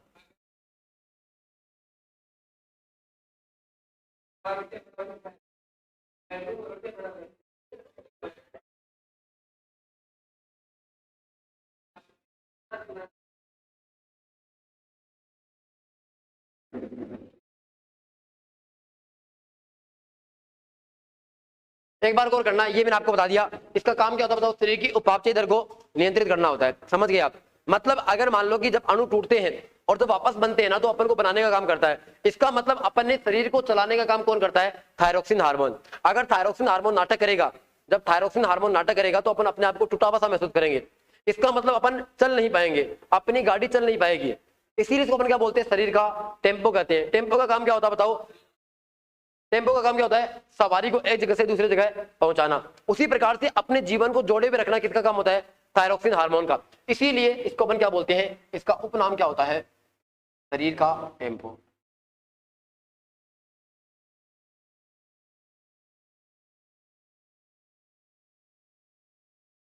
अब इससे कौन सा हार्मोन निकलता है? इससे निकलने वाले हार्मोन का नाम लिख लेते हैं अपन। इससे निकलने वाला हार्मोन कौन सा बताओ? थायरोक्सिन। अगर मान लो इस हार्मोन की क्या होगी बताओ? कमी होगी। मुझे बताओ, जब इस हार्मोन की कमी होगी, एक चीज और बता देता हूं, कई बार पेपर में आता है कि ऐसा कौन सा हार्मोन है जिसमें आयोडीन पाया जाता है? ऐसा कौन सा हार्मोन है जिसमें आयोडीन पाया जाता है?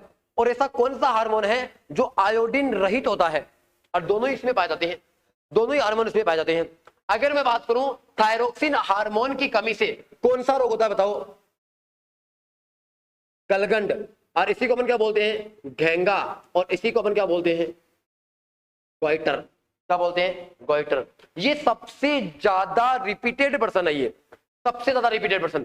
थायरोक्सिन हार्मोन की कमी से कौन सा रोग होता है? गलगंड। गलगंड रोग किस अंग को प्रभावित करता है? गले को। अपना गला सुझावा सा हो जाता है, लटक जाता है आगे से। समझ गए आप? अगर मैं आपको बताऊं कि गलगंड, गेंगा और गोइटर तीनों एक ही नाम होते हैं, और ये पता है किसकी वजह से होता है? ये होता है आयोडीन की कमी से। किसकी वजह से? आयोडीन। जब आयोडीन की कमी होगी तो क्या कम हो जाएगा? थायरोक्सिन हार्मोन कम हो जाएगा। इसका मतलब अगर मैं बात करूं, थायरोक्सिन हार्मोन को क्या बोलते हैं? आयोडीन युक्त हार्मोन बोलते हैं।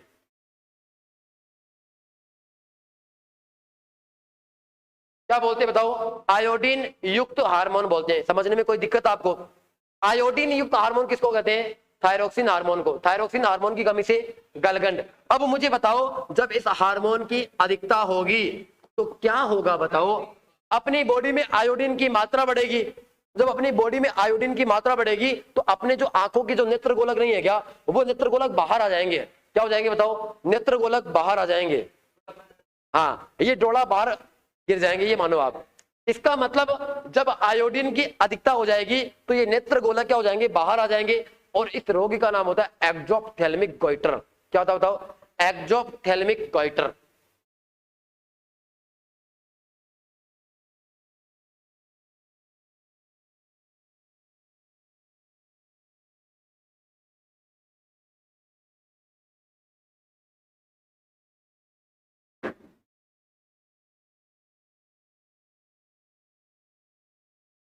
इसको क्या बोलते हैं बताओ? एक्जोथैलेमिक गोइटर बोलते हैं। समझ गए? कमी से मैंने आपको बता दिया, अधिकता से मैंने आपको बता दिया। इसके अंदर एक हार्मोन और होता है, और उस हार्मोन का नाम क्या होता है? उस हार्मोन का नाम कोई बताएगा मुझे क्या?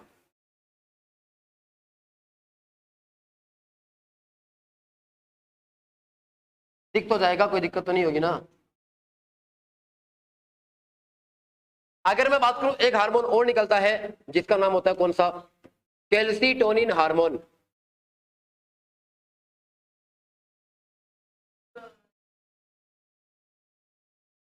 बताया तो था मैंने आपको क्या कहा कि जब आयोडीन की अधिकता हो जाएगी तो अपनी आंखों की जो नेत्र गोलक है ना, वो ऐसे लगेंगे जैसे बाहर आए हुए हैं। बाहर आते नहीं है ये, बाहर आए हुए लगेंगे ये, है ना। और इसी रोग को अपन क्या बोलते हैं? एक्जोप्थेल्मिक गोइटर बोलते हैं। अब अपने पास कहा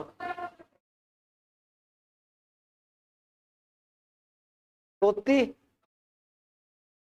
तोती को समझ में नहीं आता क्या? मैंने ये कहा था कि कान है ना वो चौड़े चौड़े हो जाते हैं और उसमें किट्टी है ना ज्यादा जम जाती है, और उसको अपन क्या बोलते हैं? एक्जोप्थेल्मिक गोइटर बोलते हैं। अपने आंखों के नेत्र गोलक बाहर आ जाएंगे। बाहर आते नहीं, इसका मतलब ये नहीं कि आपके हाथ में आ जाएंगे। ये नेत्र गोलक मोटे हो जाएंगे और आपको लगेंगे कि बाहर आ गए ये।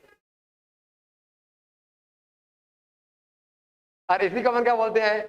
एक्जोप्थेल्मिक गोइटर बोलते हैं। क्या बोलते हैं? एक्जोप्थेल्मिक गोइटर।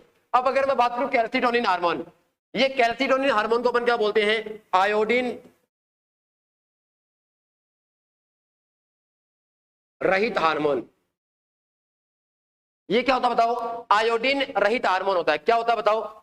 ये होता है आयोडीन युक्त हार्मोन, और ये क्या होता है बताओ? आयोडीन रहित हार्मोन होता है। इसका पता है काम क्या होता है? अपने रक्त में कैल्शियम की मात्रा को घटाना। इसका काम सुनना क्या होता है? अपने रक्त में कैल्शियम की मात्रा को घटाना। समझ गए आप? इसका कार्य लिख देता हूं मैं।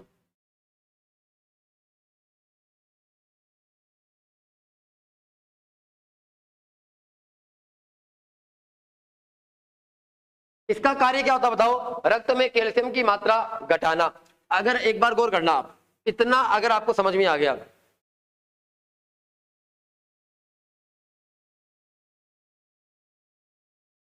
इसके बारे में अपन और बात कर लेते हैं। देखो, कैल्सीटोनिन हार्मोन क्या करता है? रक्त में कैल्शियम की मात्रा को क्या करता है बताओ? घटाता है। अब अगर मान लो कि अपनी बॉडी में कैल्सीटोनिन हार्मोन अगर ज्यादा बनता है तो क्या होगा बताओ? अगर कैल्सीटोनिन हार्मोन ज्यादा बनेगा तो रक्त में कैल्शियम की मात्रा कम हो जाएगी। रक्त में क्या हो जाएगी बताओ? कैल्शियम की मात्रा क्या हो जाएगी? कम हो जाएगी। जब रक्त में कैल्शियम की मात्रा कम हो जाएगी तो दिक्कत हो जाएगी अपन को, हो जाएगी नहीं है? अगर मैं बात करूं, अगर इस हार्मोन की अधिकता हो गई, सॉरी अधिकता को तो मैंने आपको बता दिया, जब इस हार्मोन की क्या हो जाएगी बताओ? कमी हो जाएगी, तो क्या होगा बताओ? देखो, इसके अंदर क्या होता है बताओ? रक्त में कैल्शियम की मात्रा बढ़ जाती है।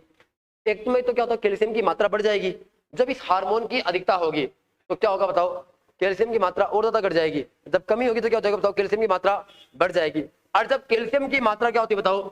जब कैल्शियम की मात्रा बढ़ती है तो इसको अपन क्या बोलते हैं बताओ? Hyper calcaemia.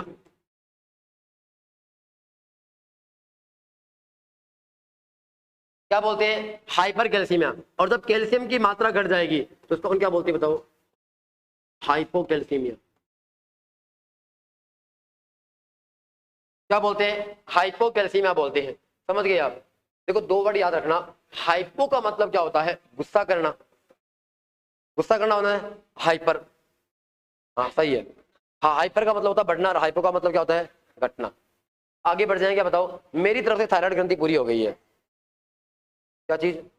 मुझे एक चीज बताओ, अगर मान लो रक्त में कमी हो जाएगी कैल्शियम की तो दिक्कत ही दिक्कत है, अगर बढ़ोतरी हो जाएगी तो भी दिक्कत है। आपने एक नाम सुना क्या? टिटेनी। नाम सुना है? टिटेनी। अपनी हड्डियों के अंदर, मतलब अपन जब चलते हैं ना तो अपन को दिक्कत होती है, मतलब अपनी हड्डियां चटर। हाँ हाँ।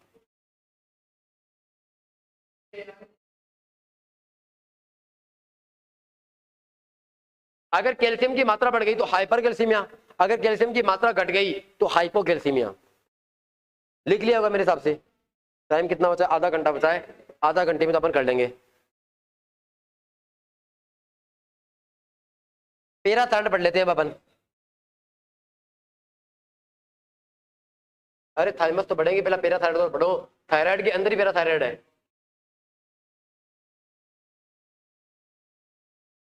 क्या बात, वही है।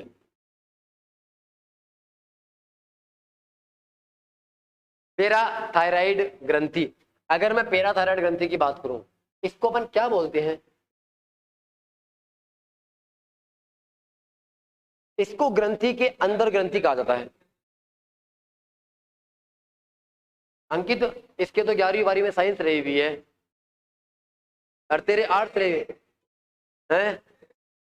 तो तेरे तो होम साइंस रही हुई है और इनके केवल साइंस रही हुई है, तो साइंस में फर्क नहीं होता क्या? तेरे पॉलिटिकल साइंस रही हुई है, इसके फिजिक्स केमिस्ट्री रही हुई है। हाँ, तो फिर तेरे को आता क्यों नहीं है? क्या हुआ है? बात करनी आवे इतने?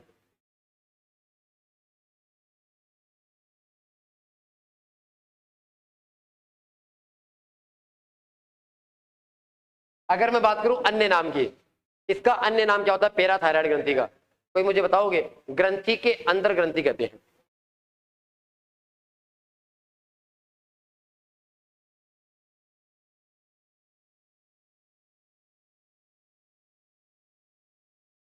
इसको क्या कहते हैं बताओ? ग्रंथि के अंदर ग्रंथि। अगला पॉइंट। अगर मैं अगले पॉइंट की बात करूं, इसको अपने एक और बोलते हैं परा आउटू ग्रंथि। ग्रंथि क्या बोलते हैं? क्या हुआ? किससे भागे दोनों से? बिना पूछे बिना ही? हाँ, पता है क्या आपको काम?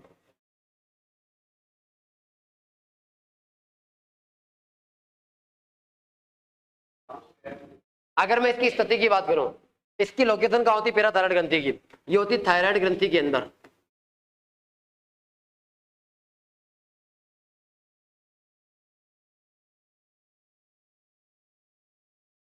मैंने पीछे वाले में एक पॉइंट लिखाना था, वो नहीं लिखाया मैं आपको। इसका खास पॉइंट अपने पास क्या बताओ? थायराइड ग्रंथि को पता क्या बोलते हैं? थायराइड ग्रंथि मानव शरीर की सबसे बड़ी अंतःस्रावी ग्रंथि होती है। क्या हुआ?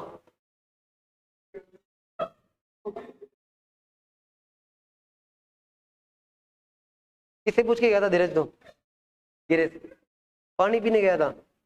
तू सोच एक बार यार, मैं तो इतनी देर पढ़ा रहा हूँ आपको, गला सूख गया मेरा। ना लाना नहीं है। अरे कैमरा ये।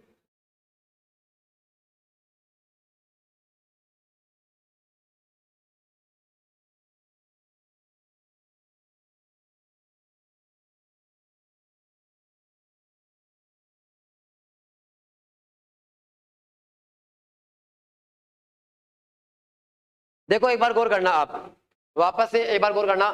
थायराइड ग्रंथि आपके पेपर में आ सकता है कि सबसे बड़ी ग्रंथि कौन सी होती है? आपका नाम क्या है? पंकज। केवल और केवल 25 मिनट बचे हुए हैं, 25 भी नहीं बचे होंगे मेरे हिसाब से, 20 बचे हुए हैं। देख हाँ, ये तो आप बहुत बता दोगे, पूरी गणित निकालोगे, आप सेकंड भी बता दोगे, मुझे पता है। सेकंड भी बता दोगे क्या?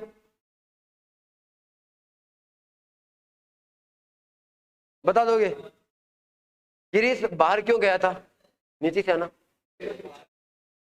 हाँ।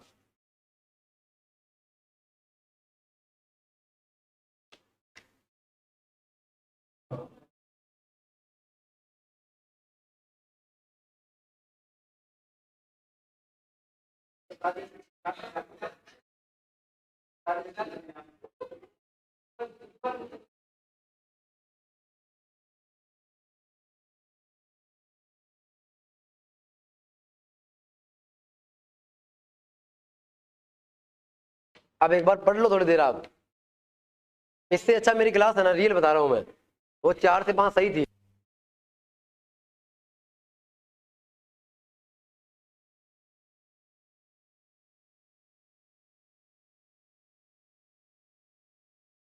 गौर करना आप, थायराइड ग्रंथि को पता क्या बोलते हैं? थायराइड ग्रंथि को सबसे बड़ी अंतःस्रावी ग्रंथि बोलते हैं। ये पॉइंट आपको पता होना चाहिए, यहां पे लिख देता हूं मैं।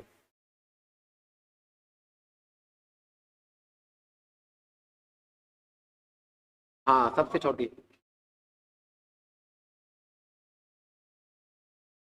सबसे बड़ी कौन सी होती है बताओ? सबसे बड़ी ग्रंथि कौन सी होती है? थायराइड ग्रंथि। अब देखो आगे मैं आपको बताइए थायराइड ग्रंथि क्या होता है, बताओ। अंदर होता है। इसके आगे अगर मैं बात करूं, एक बार समझने की कोशिश करना, पैराथायराइड ग्रंथि से हार्मोन कौन सा निकलता है? कोई बताएगा मुझे कौन सा हार्मोन निकलता है? क्या बात।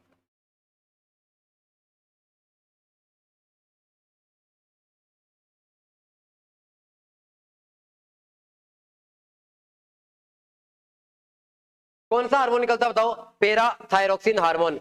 इस हार्मोन का काम पता है आपको क्या होता है? यह हार्मोन रक्त में कैल्शियम की मात्रा को बना करके रखता है। अब एक बार संयोग देखिए एक बार आप अपनी बॉडी का। थायराइड ग्रंथि के अंदर एक हार्मोन निकल रहा था, कैल्सिटोनिन हार्मोन, जो रक्त में कैल्शियम की मात्रा को कम कर रहा था। अगर वो कम करेगा ना, तो पता ये क्या करेगा? ये बढ़ा देगा उसको। ये क्या करेगा बताओ? ये बढ़ा देगा। समझ गए? अगर ये कभी नाटक करेगा, ये क्या करेगा बताओ? ये कम करेगा, तो क्या वो बढ़ा देगा? क्या नहीं करेगा। लेकिन जब उसके अंदर कमी करेगा, वो कमी करेगा ना, तो ये क्या करेगा बताओ? बढ़ा देगा, उसकी पूर्ति कर देगा। तो इसका काम क्या होता है बताओ? रक्त में कैल्शियम की मात्रा बढ़ाना। इसका काम क्या होता है बताओ? रक्त में कैल्शियम की मात्रा को बढ़ाना। समझ गए? अगर मुझे बताओ जब कभी इस हार्मोन की कमी हो गई, तो मुझे बताओ क्या अपने शरीर में कैल्शियम की कमी नहीं होगी? हो जाएगी। जब कैल्शियम की कमी हो जाएगी ना, तो मैंने आपको उधर भी बताया था, उस समय रोग कौन सा होता है? टिटेनी। बताया ना मैंने अभी भी। तो आपको यहां पे बता देता हूं कि इस PTH, parathyroid hormone, PTH hormone की जब कमी हो जाएगी, तो कौन सा हार्मोन हो जाए, कौन सा रोग हो जाएगा बताओ? टिटेनी रोग हो जाएगा। कौन सा रोग हो जाएगा बताओ? टिटेनी। आपको बस पैराथायराइड ग्रंथि में इतना ही पढ़ना है। समझ गए? कोई दिक्कत आपको? पहला इसका अन्य नाम थायराइड ग्रंथि के अंदर कहां पाई जाती है? थायराइड ग्रंथि के अंदर। अगर ये ऑप्शन ना हो तो आपके पास ऑप्शन आएगा गले में। समझ गए? इसके निकलने वाला हार्मोन का नाम क्या है? ये है। काम मैंने आपको बता दिया। अब कौन सी ग्रंथि बची हुई है अपने पास? अब अपन और नीचे आते हैं। अपने हृदय के या अपने दिल के सबसे करीब कौन है? थाइमस ग्रंथि है।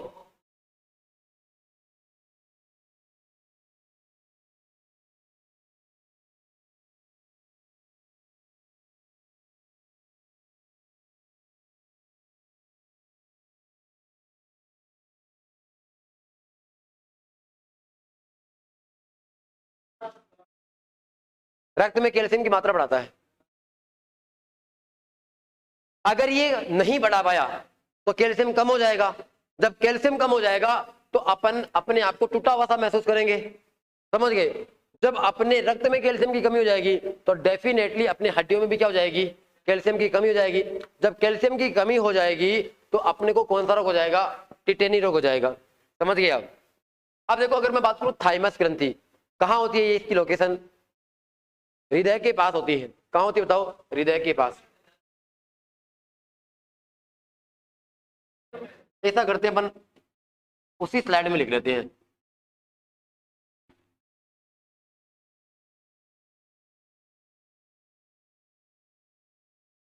थाइमस ग्रंथि।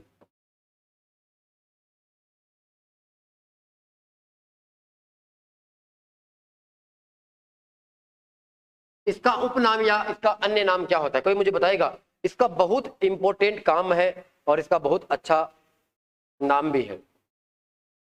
हाँ। हाँ। हाँ। हाँ तो इनाम है ना, तो 10-10 रुपए वाली पेस्ट्री है।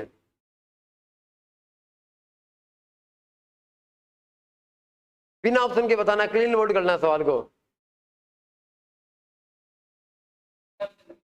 मैंने क्या पूछा?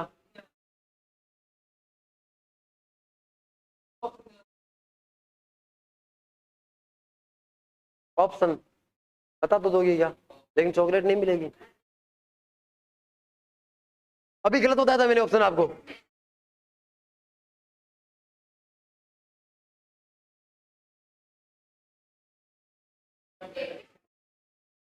हाँ शरीर का टिम।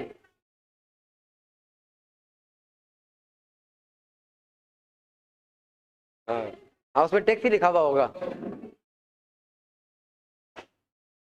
देखो इसका अन्य नाम मैं आपको बताता हूं, ऑप्शन दे देता हूं, चलो ठीक है। देखो इधर उधर की बातें आपको करनी नहीं है। पहला पॉइंट है WBC का प्रशिक्षण केंद्र।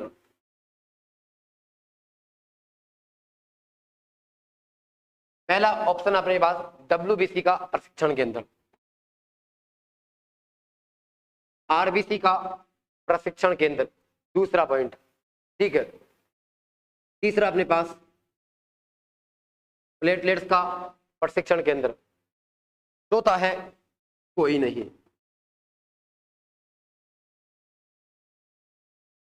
आपको ऑप्शन चाहिए था, ऑप्शन भी मैंने आपको दे दिया।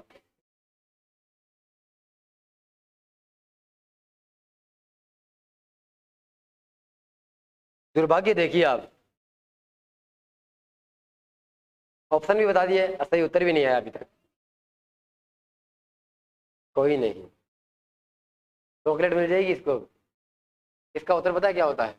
WBC का प्रशिक्षण केंद्र। किसी ने सही नहीं बताया, आपको पता ही नहीं था। आपको तो बस केवल 2 मिनट खराब करने थे मेरे ऑप्शन से, है ना। और आप गिन गिन के टाइम निकाल रहे हो कब ये पीरियड खत्म हो, कब अपनी छुट्टी हो, है ना।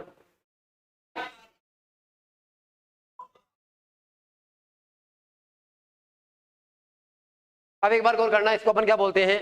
WBC का, क्या हुआ? दिल टूट गया तेरा? दिल होता तो नहीं।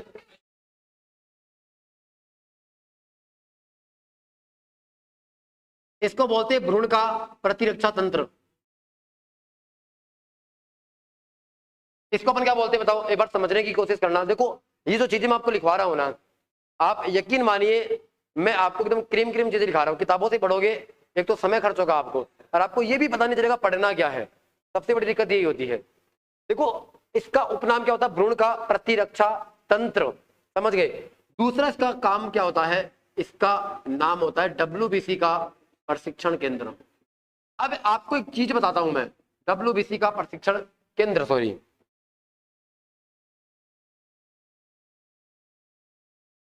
मुझे एक चीज बताओ आप, अगर मान लो कि अपने पिताजी है और अपने पिताजी की भी मान लो पिताजी है, अगर मान लो कि उनको कोई हाथ का काम आता है एकदम बढ़िया कलाकारी का, है ना। आज के समय में अपन वो पहले वाली चीजें आज तक तो देखते नहीं है, नहीं देखते हैं ना अपन, क्योंकि आजकल नए नए रोजगार उत्पन्न हो गए हैं, लोग अपने मनपसंद की चीजें करने लगे। पहले तो क्या होता था कि वंश चलता रहता था और वही काम करते थे। लोग इतनी तारीफ करते थे क्या? पहले बताओ आप, नहीं करते थे ना। और मुझे एक चीज बताओ, पहले अगर मान लो कोई सुनार है, कोई अगर मान लो सोनी है तो वो सुनार का काम करेगा। अगर मान लो कोई खाती है तो किसका काम करेगा बताओ? वो लकड़ी का काम करेगा। ये तो था। और आज के समय में ऐसा कुछ नहीं है, सब अपने मन पसंद का काम करता है। अगर मुझे मटका बनाना आता है ना, तो मैं किसी भी जात का कोई फर्क नहीं पड़ता है, मैं मटका बना सकता हूँ, ठीक है। ये तो होता है। लेकिन मुझे एक चीज बताओ, अगर मान लो कि अपने पिताजी है, अगर मान लो अपने से कोई बड़ा है, अगर मान लो उसको कोई हाथ का काम आता है, ठीक है, तो अपन किसको सिखाते हैं? मुझे अपन देखो, मान लो कि अगर मुझे कोई हाथ का काम आता है, मुझे पता है कि मेरी मृत्यु निश्चित है, आज नहीं तो कल, कल नहीं तो कल, उसके बाद में सबकी मृत्यु निश्चित है ना। तो वो ये सोचता है कि मैं मेरा काम मेरे पुत्र को सिखा करके चला जाऊं। वो कभी भी ये नहीं चाहता मैं किसी और आदमी को सिखाऊं, ऐसा नहीं होगा ना वो, क्योंकि वो क्या करता है, एकदम अच्छी तरीके से पारंगत अपने ही बेटे को करेगा वो। उसी प्रकार से अगर मैं बात करूं थाइमस ग्रंथि की, तो थाइमस ग्रंथि का काम क्या होता है? थाइमस ग्रंथि का काम होता है प्रतिरक्षा तंत्र को मजबूत करना। समझने की कोशिश करना, आपको रटने के लिए किताबें पढ़ी हुई आपको रट लेना आप आराम से। थाइमस ग्रंथि का काम क्या होता है? थाइमस ग्रंथि का काम होता है प्रतिरक्षा तंत्र को मजबूत करना, समझ गए आप। अब देखो, जब एक बच्चा माँ के पेट में होता है तब तक अपन उसको भ्रूण बोलते हैं। क्या बोलते हैं? भ्रूण बोलते हैं, यही तो बोलते हैं अपन। अब देखना, जब वह भ्रूण होता है माँ के गर्भ में होता है तो उस समय उसकी रक्षा कौन करता है? उसकी रक्षा करता है कौन? थाइमस ग्रंथि। क्यों करती है? वो अपने दिल के नजदीक होती है। क्या होती है बताओ? दिल के करीब होती है, और वो क्या करती है बताओ? उसकी रक्षा करती है। समझ गए आप? अब देखो ये क्या करता है, अब आपको पता होगा कि जैसे जैसे अपन बड़े होते हैं ना, जैसे जैसे अपन बड़े होंगे, जो थाइमस ग्रंथि होनी वो धीरे धीरे छोटी होती जाएगी। समझने की कोशिश करना एक बार आप। जैसे जैसे अपन बड़े होंगे, पेपर में पता नहीं हजारों बार आ चुका है कि ऐसी कौन सी ग्रंथि है कि जैसे जैसे अपन बड़े होते हैं पहले वो आकार में छोटी होती है, और जैसे ही अपन वृद्धावस्था में जाते हैं वो ग्रंथि क्या होती है बताओ? खत्म हो जाती है। समझ गए आप? अब देखो, जैसे जैसे अपन बड़े होंगे ये थाइमस ग्रंथि क्या हो जाएगी? विलुप्त हो जाएगी। अब इसको पता है अपनी मृत्यु निश्चित है। इस थाइमस ग्रंथि को पता चल गया कि मेरी मृत्यु क्या बताओ? निश्चित है। और ये क्या करती है? प्रतिरक्षा तंत्र को मजबूत करती है। प्रतिरक्षा तंत्र का मतलब अपनी बॉडी की रक्षा करती है। समझ गए आप? अब देखो, जैसे जैसे बड़ी होगी ये क्या करेगी? ये अपना काम किसको सिखा करके जाएगी? डब्ल्यूबीसी को। डब्ल्यूबीसी को अपने पास बुलाएगी धीरे से कि सुन, मैं तेरे को काम सिखाती हूँ, मैं मर भी जाऊं ना तो ये काम रुकना नहीं चाहिए, इस शरीर को कोई रोग नहीं लगना चाहिए। ठीक है? वो बोलता है कि कोई बात नहीं, आपकी बात मैं मानूंगा, आप आज मरो या कल मरो मुझे कोई फर्क नहीं है, लेकिन आपका काम खराब नहीं होने दूंगा मैं। ठीक है? अब ये डब्ल्यूबीसी क्या करेगी बताओ? अपने प्रतिरक्षा तंत्र को मजबूत करती है। और मैंने कल भी बताया था आपको कि शरीर का सिपाही किसको कहते हैं? डब्ल्यूबीसी को। याद होगा आपको, कल बताया था ना मैंने आपको। डब्ल्यूबीसी अपने को क्या करती है बताओ? प्रतिरक्षा तंत्र मजबूत करती है, अपनी बॉडी में एंटीबॉडीज बनाती है। बताया था ना मैंने आपको। तो ये क्या करती है? इसको अपन शरीर भ्रूण का प्रतिरक्षा तंत्र बोलते हैं और डब्ल्यूबीसी का प्रशिक्षण केंद्र बोलते हैं। अगर ये थाइमस ग्रंथि मर जाएगी तो ये काम कौन करेगी बाद में? ये काम कौन करेगी? डब्ल्यूबीसी करेगी, और डब्ल्यूबीसी अपनी बॉडी में रोगी को नहीं आने देगी। समझ गए आप? ये काम आपको समझ में आ गया? अब अगर मैं बात करूं कि इससे निकलने वाले हार्मोन का नाम क्या है, सॉरी, अपन इसकी स्थिति की बात कर लेते हैं। इसकी स्थिति कहां होती है बताओ? हृदय के पास।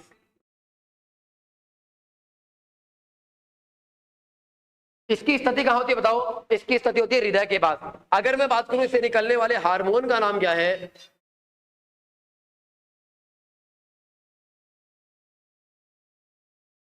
Thymosin hormone. इसका कार्य क्या होता है? प्रतिरक्षा तंत्र को मजबूत करना।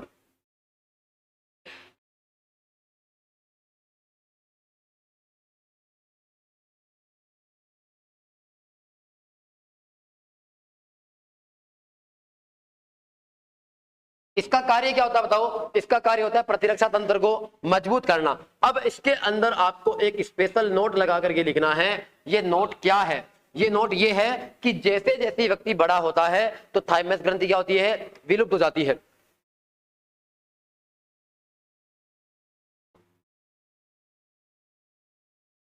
वृद्धावस्था के समय थाइमस ग्रंथि विलुप्त हो जाती है।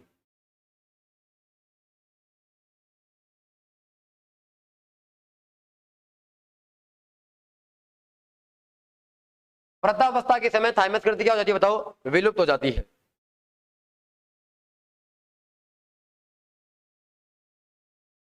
बचपन में छोटी होती है, यौवनावस्था में बड़ी होती है, और फिर वापस क्या हो जाती है बताओ? मर जाती है बेचारी। ये होता है इसका। ये क्या करती है बताओ? टी सेल का निर्माण करती है। सही बात है राजेंद्र जी का। अब देखो ये आपको समझ में आ गया थाइमस ग्रंथि। कोई ग्रंथि बची भी है अब अपने पास बताओ? वो अग्नाशय बची। कौन कौन सी? वृषण और अंडाशय को छोड़ना है, वो मैं प्रजनन तंत्र में पढ़ाऊंगा आपको। हाइपोथैलेमस करवा तो दिया, अग्नाशय बची हुई है, करवा देते हैं। अभी तो 8 मिनट बचे हुए हैं, 8 मिनट में तो मैं पूरा चैप्टर करवा दूंगा आपको। हाँ कर ले। मेरा मेरा टारगेट रहता है एक दिन एक चैप्टर पूरा। जो चैप्टर बड़े हैं ना उसके लिए मैंने 2 क्लासें लगवाई है। एक दिन एक चैप्टर पूरा। हाँ क्या हुआ? हर पर दया क्या? रीस आवा मन तो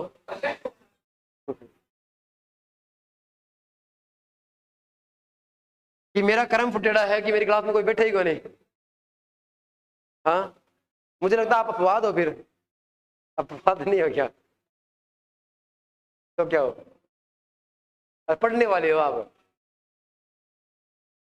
देखो अब अपने पास कौन सी ग्रंथि है बताओ?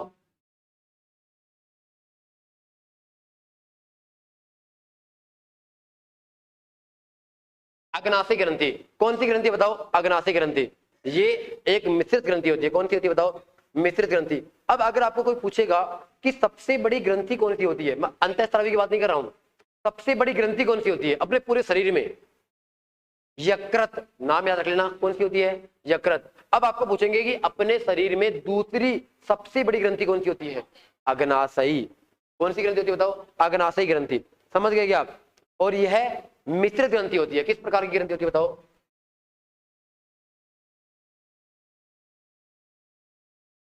हाँ, सारी बातें बताऊंगा।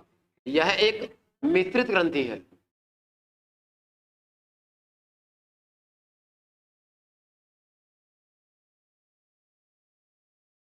यह शरीर की दूसरी सबसे बड़ी ग्रंथि है।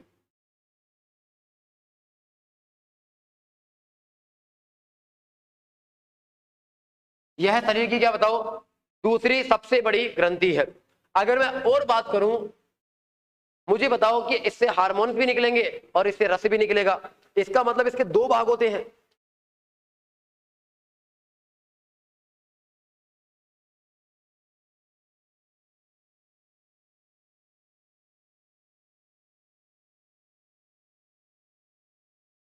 इस अग्नाशय ग्रंथि के दो भाग होते हैं। एक होता है कौन सा बताओ? अंतःस्रावी भाग। अरे क्या होता बताओ? बहिस्रावी भाग। अगर मैं यहां पर बात करूं, आपको ये बताऊं कि अपने पास जो बहिस्रावी भाग होता है उससे क्या निकलता है बताओ? अग्नाशय रस निकलता है। क्या निकलता है बताओ? अग्नाशय रस। इसका काम क्या होता है बताओ? इसका काम क्या होता है? कार्बोहाइड्रेट, प्रोटीन और वसा को पचाना। कार्बोहाइड्रेट, वसा व प्रोटीन का पाचन करना।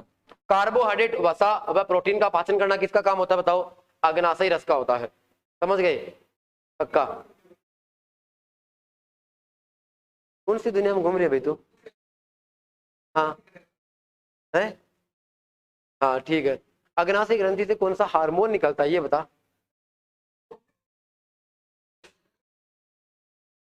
तभी तो कहता हूं कि क्लास में बैठा कर, इस शरीर को बिठाने से कुछ नहीं होता है।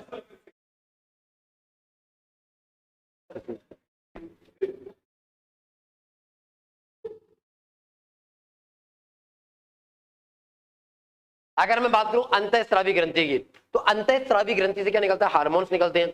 अगर मैं बात करूं पहला हार्मोन कौन सा निकलता है? सॉरी, पहला निकलता है ग्लूकागोन हार्मोन। दूसरा क्या निकलता है बताओ? Insulin hormone. क्या निकलता है? इंसुलिन। और तीसरा क्या होता है बताओ?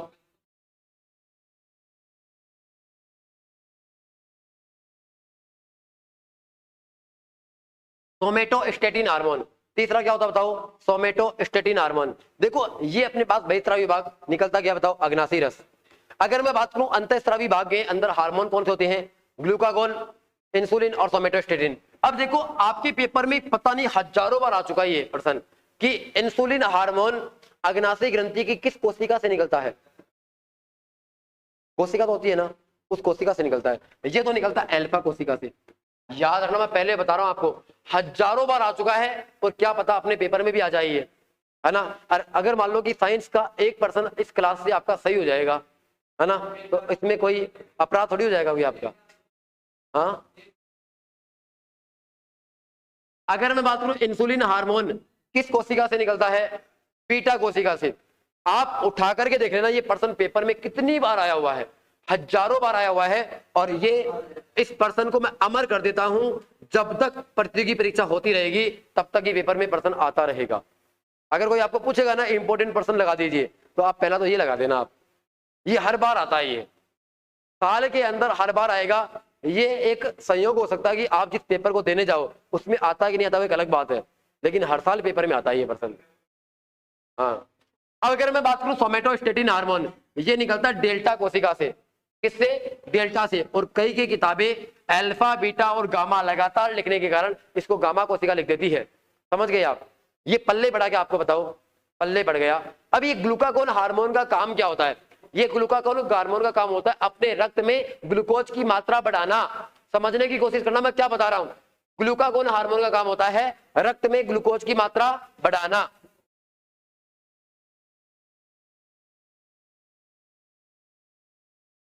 हाँ देखो, ये पूरे वाला भाग जो अंतःस्रावी भाग है ना, इसको बोलते हैं लैंगरहैंस की दीपिका। मैं रणवीर कपूर की दीपिका नहीं बोल रहा हूं, लैंगरहैंस की दीपिका। ये एक नाम है अपने पास, लैंगरहैंस की दीपिका। और एक होता है इधर एसिनी, एक्नी बोलते हैं कई लोग इसको,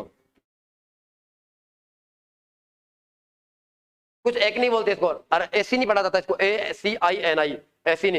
ये जो भाग होता है इसको हम बोलते हैं एसिनी। और ये क्या होता है बताओ? लैंगरहैंस की दीपिका। और जो लैंगरहैंस की दीपिका होता है उसको अपन अंतःस्रावी बोलते हैं, और जो एसिनी होता है उसको अपन क्या बोलते हैं?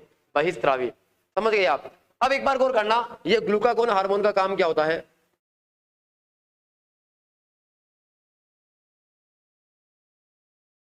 रक्त में शर्करा का स्तर बढ़ाना।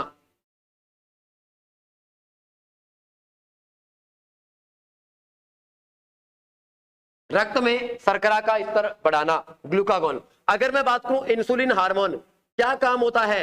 जस्ट उल्टा काम होता है, जस्ट उल्टा काम होता है। रक्त में शर्करा का स्तर कम करना, रक्त में शर्करा का स्तर कम करना।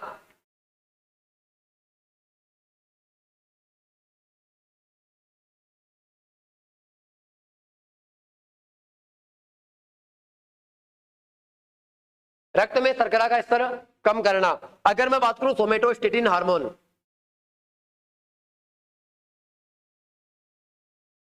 Somatostatin hormone. अब आपने कई बार देखा होगा कि कई आदमी ऐसे होते हैं जो खाना तो एकदम भरपेट खाते हैं, रोज खाना खाते हैं बढ़िया। आप यूं मानिए कि दो है, एक आदमी है एक आदमी बी है, एक ए है एक बी है, दोनों साथ साथ में खाना खाते हैं, हर क्रियाएं दोनों साथ में करते हैं, है ना। अब होगा क्या? एक आदमी दिन रात चौगुना बड़ा होता जाएगा, मोटा होता जाएगा, लेकिन एक क्या रह जाएगा? एक क्या रह जाएगा बताओ? पतला का पतला रह जाएगा। एक क्या रह जाएगा? पतला का पतला। खाएगा सब कुछ, है ना, दुगना खाएगा सामने वाले से, लेकिन मोटा नहीं होगा वो। अब उसके अंदर एक काम नहीं होगा, वो काम कौन करवाएगा? Somatostatin hormone. ठीक है, अगर आपकी जानकारी पीयूष ग्रंथि से, है ना, तो पीयूष ग्रंथि तो कंट्रोल करती है ना सबको। अगर आपकी जानकारी है पीयूष ग्रंथि से, तो पीयूष ग्रंथि को बोलना, अपनी अप्रोच लगवाना। अगर आप माड़े रहते हो, ठीक है, आप बोलते हो कि मेरी तो स्रोत ही ऐसी है ना, तो पीयूष ग्रंथि को बोलना कि वो इसको कहेगी कान में जाकर के सोमेटोस्टेटिन को, कि जो स्वांगीकरण की क्रिया है ना, भोजन की स्वांगीकरण की क्रिया, उसको सही तरीके से करवाएं। ठीक है, इसका मतलब ये क्या करती है बताओ? भोजन के अवशोषण को प्रेरित करती है।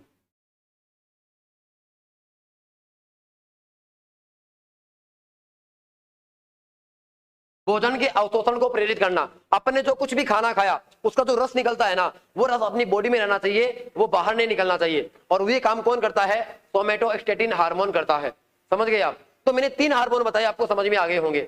अगर मैं आपको बताऊं कि जब ग्लूकागोन हार्मोन की कमी हो जाएगी, तो आपको पता होगा कि इंसुलिन हार्मोन क्या करेगा? इसका उल्टा काम करेगा। ये बढ़ाने का काम कर रहा है और ये घटाने का काम, जस्ट उल्टा हो गया ना। मैंने आपको बताया कैल्सिटोनिन हार्मोन एक तो, और एक बताया था पैराथायरॉक्सिन हार्मोन। जस्ट उल्टा था कि नहीं था बताओ? अगर मान लो कि आप सपोज करो कि आपने उपवास किया है, आपने नवरात्रा किया 9 दिन लगातार, क्या आपको भूख नहीं लगेगी? लगेगी। भूख कैसे नहीं लगेगी बताओ? भूख तो लगेगी। अब होगा क्या? अपने बॉडी के अंदर एक अंग होता है जिसका नाम होता है यकृत। नाम सुना होगा आपने, लीवर।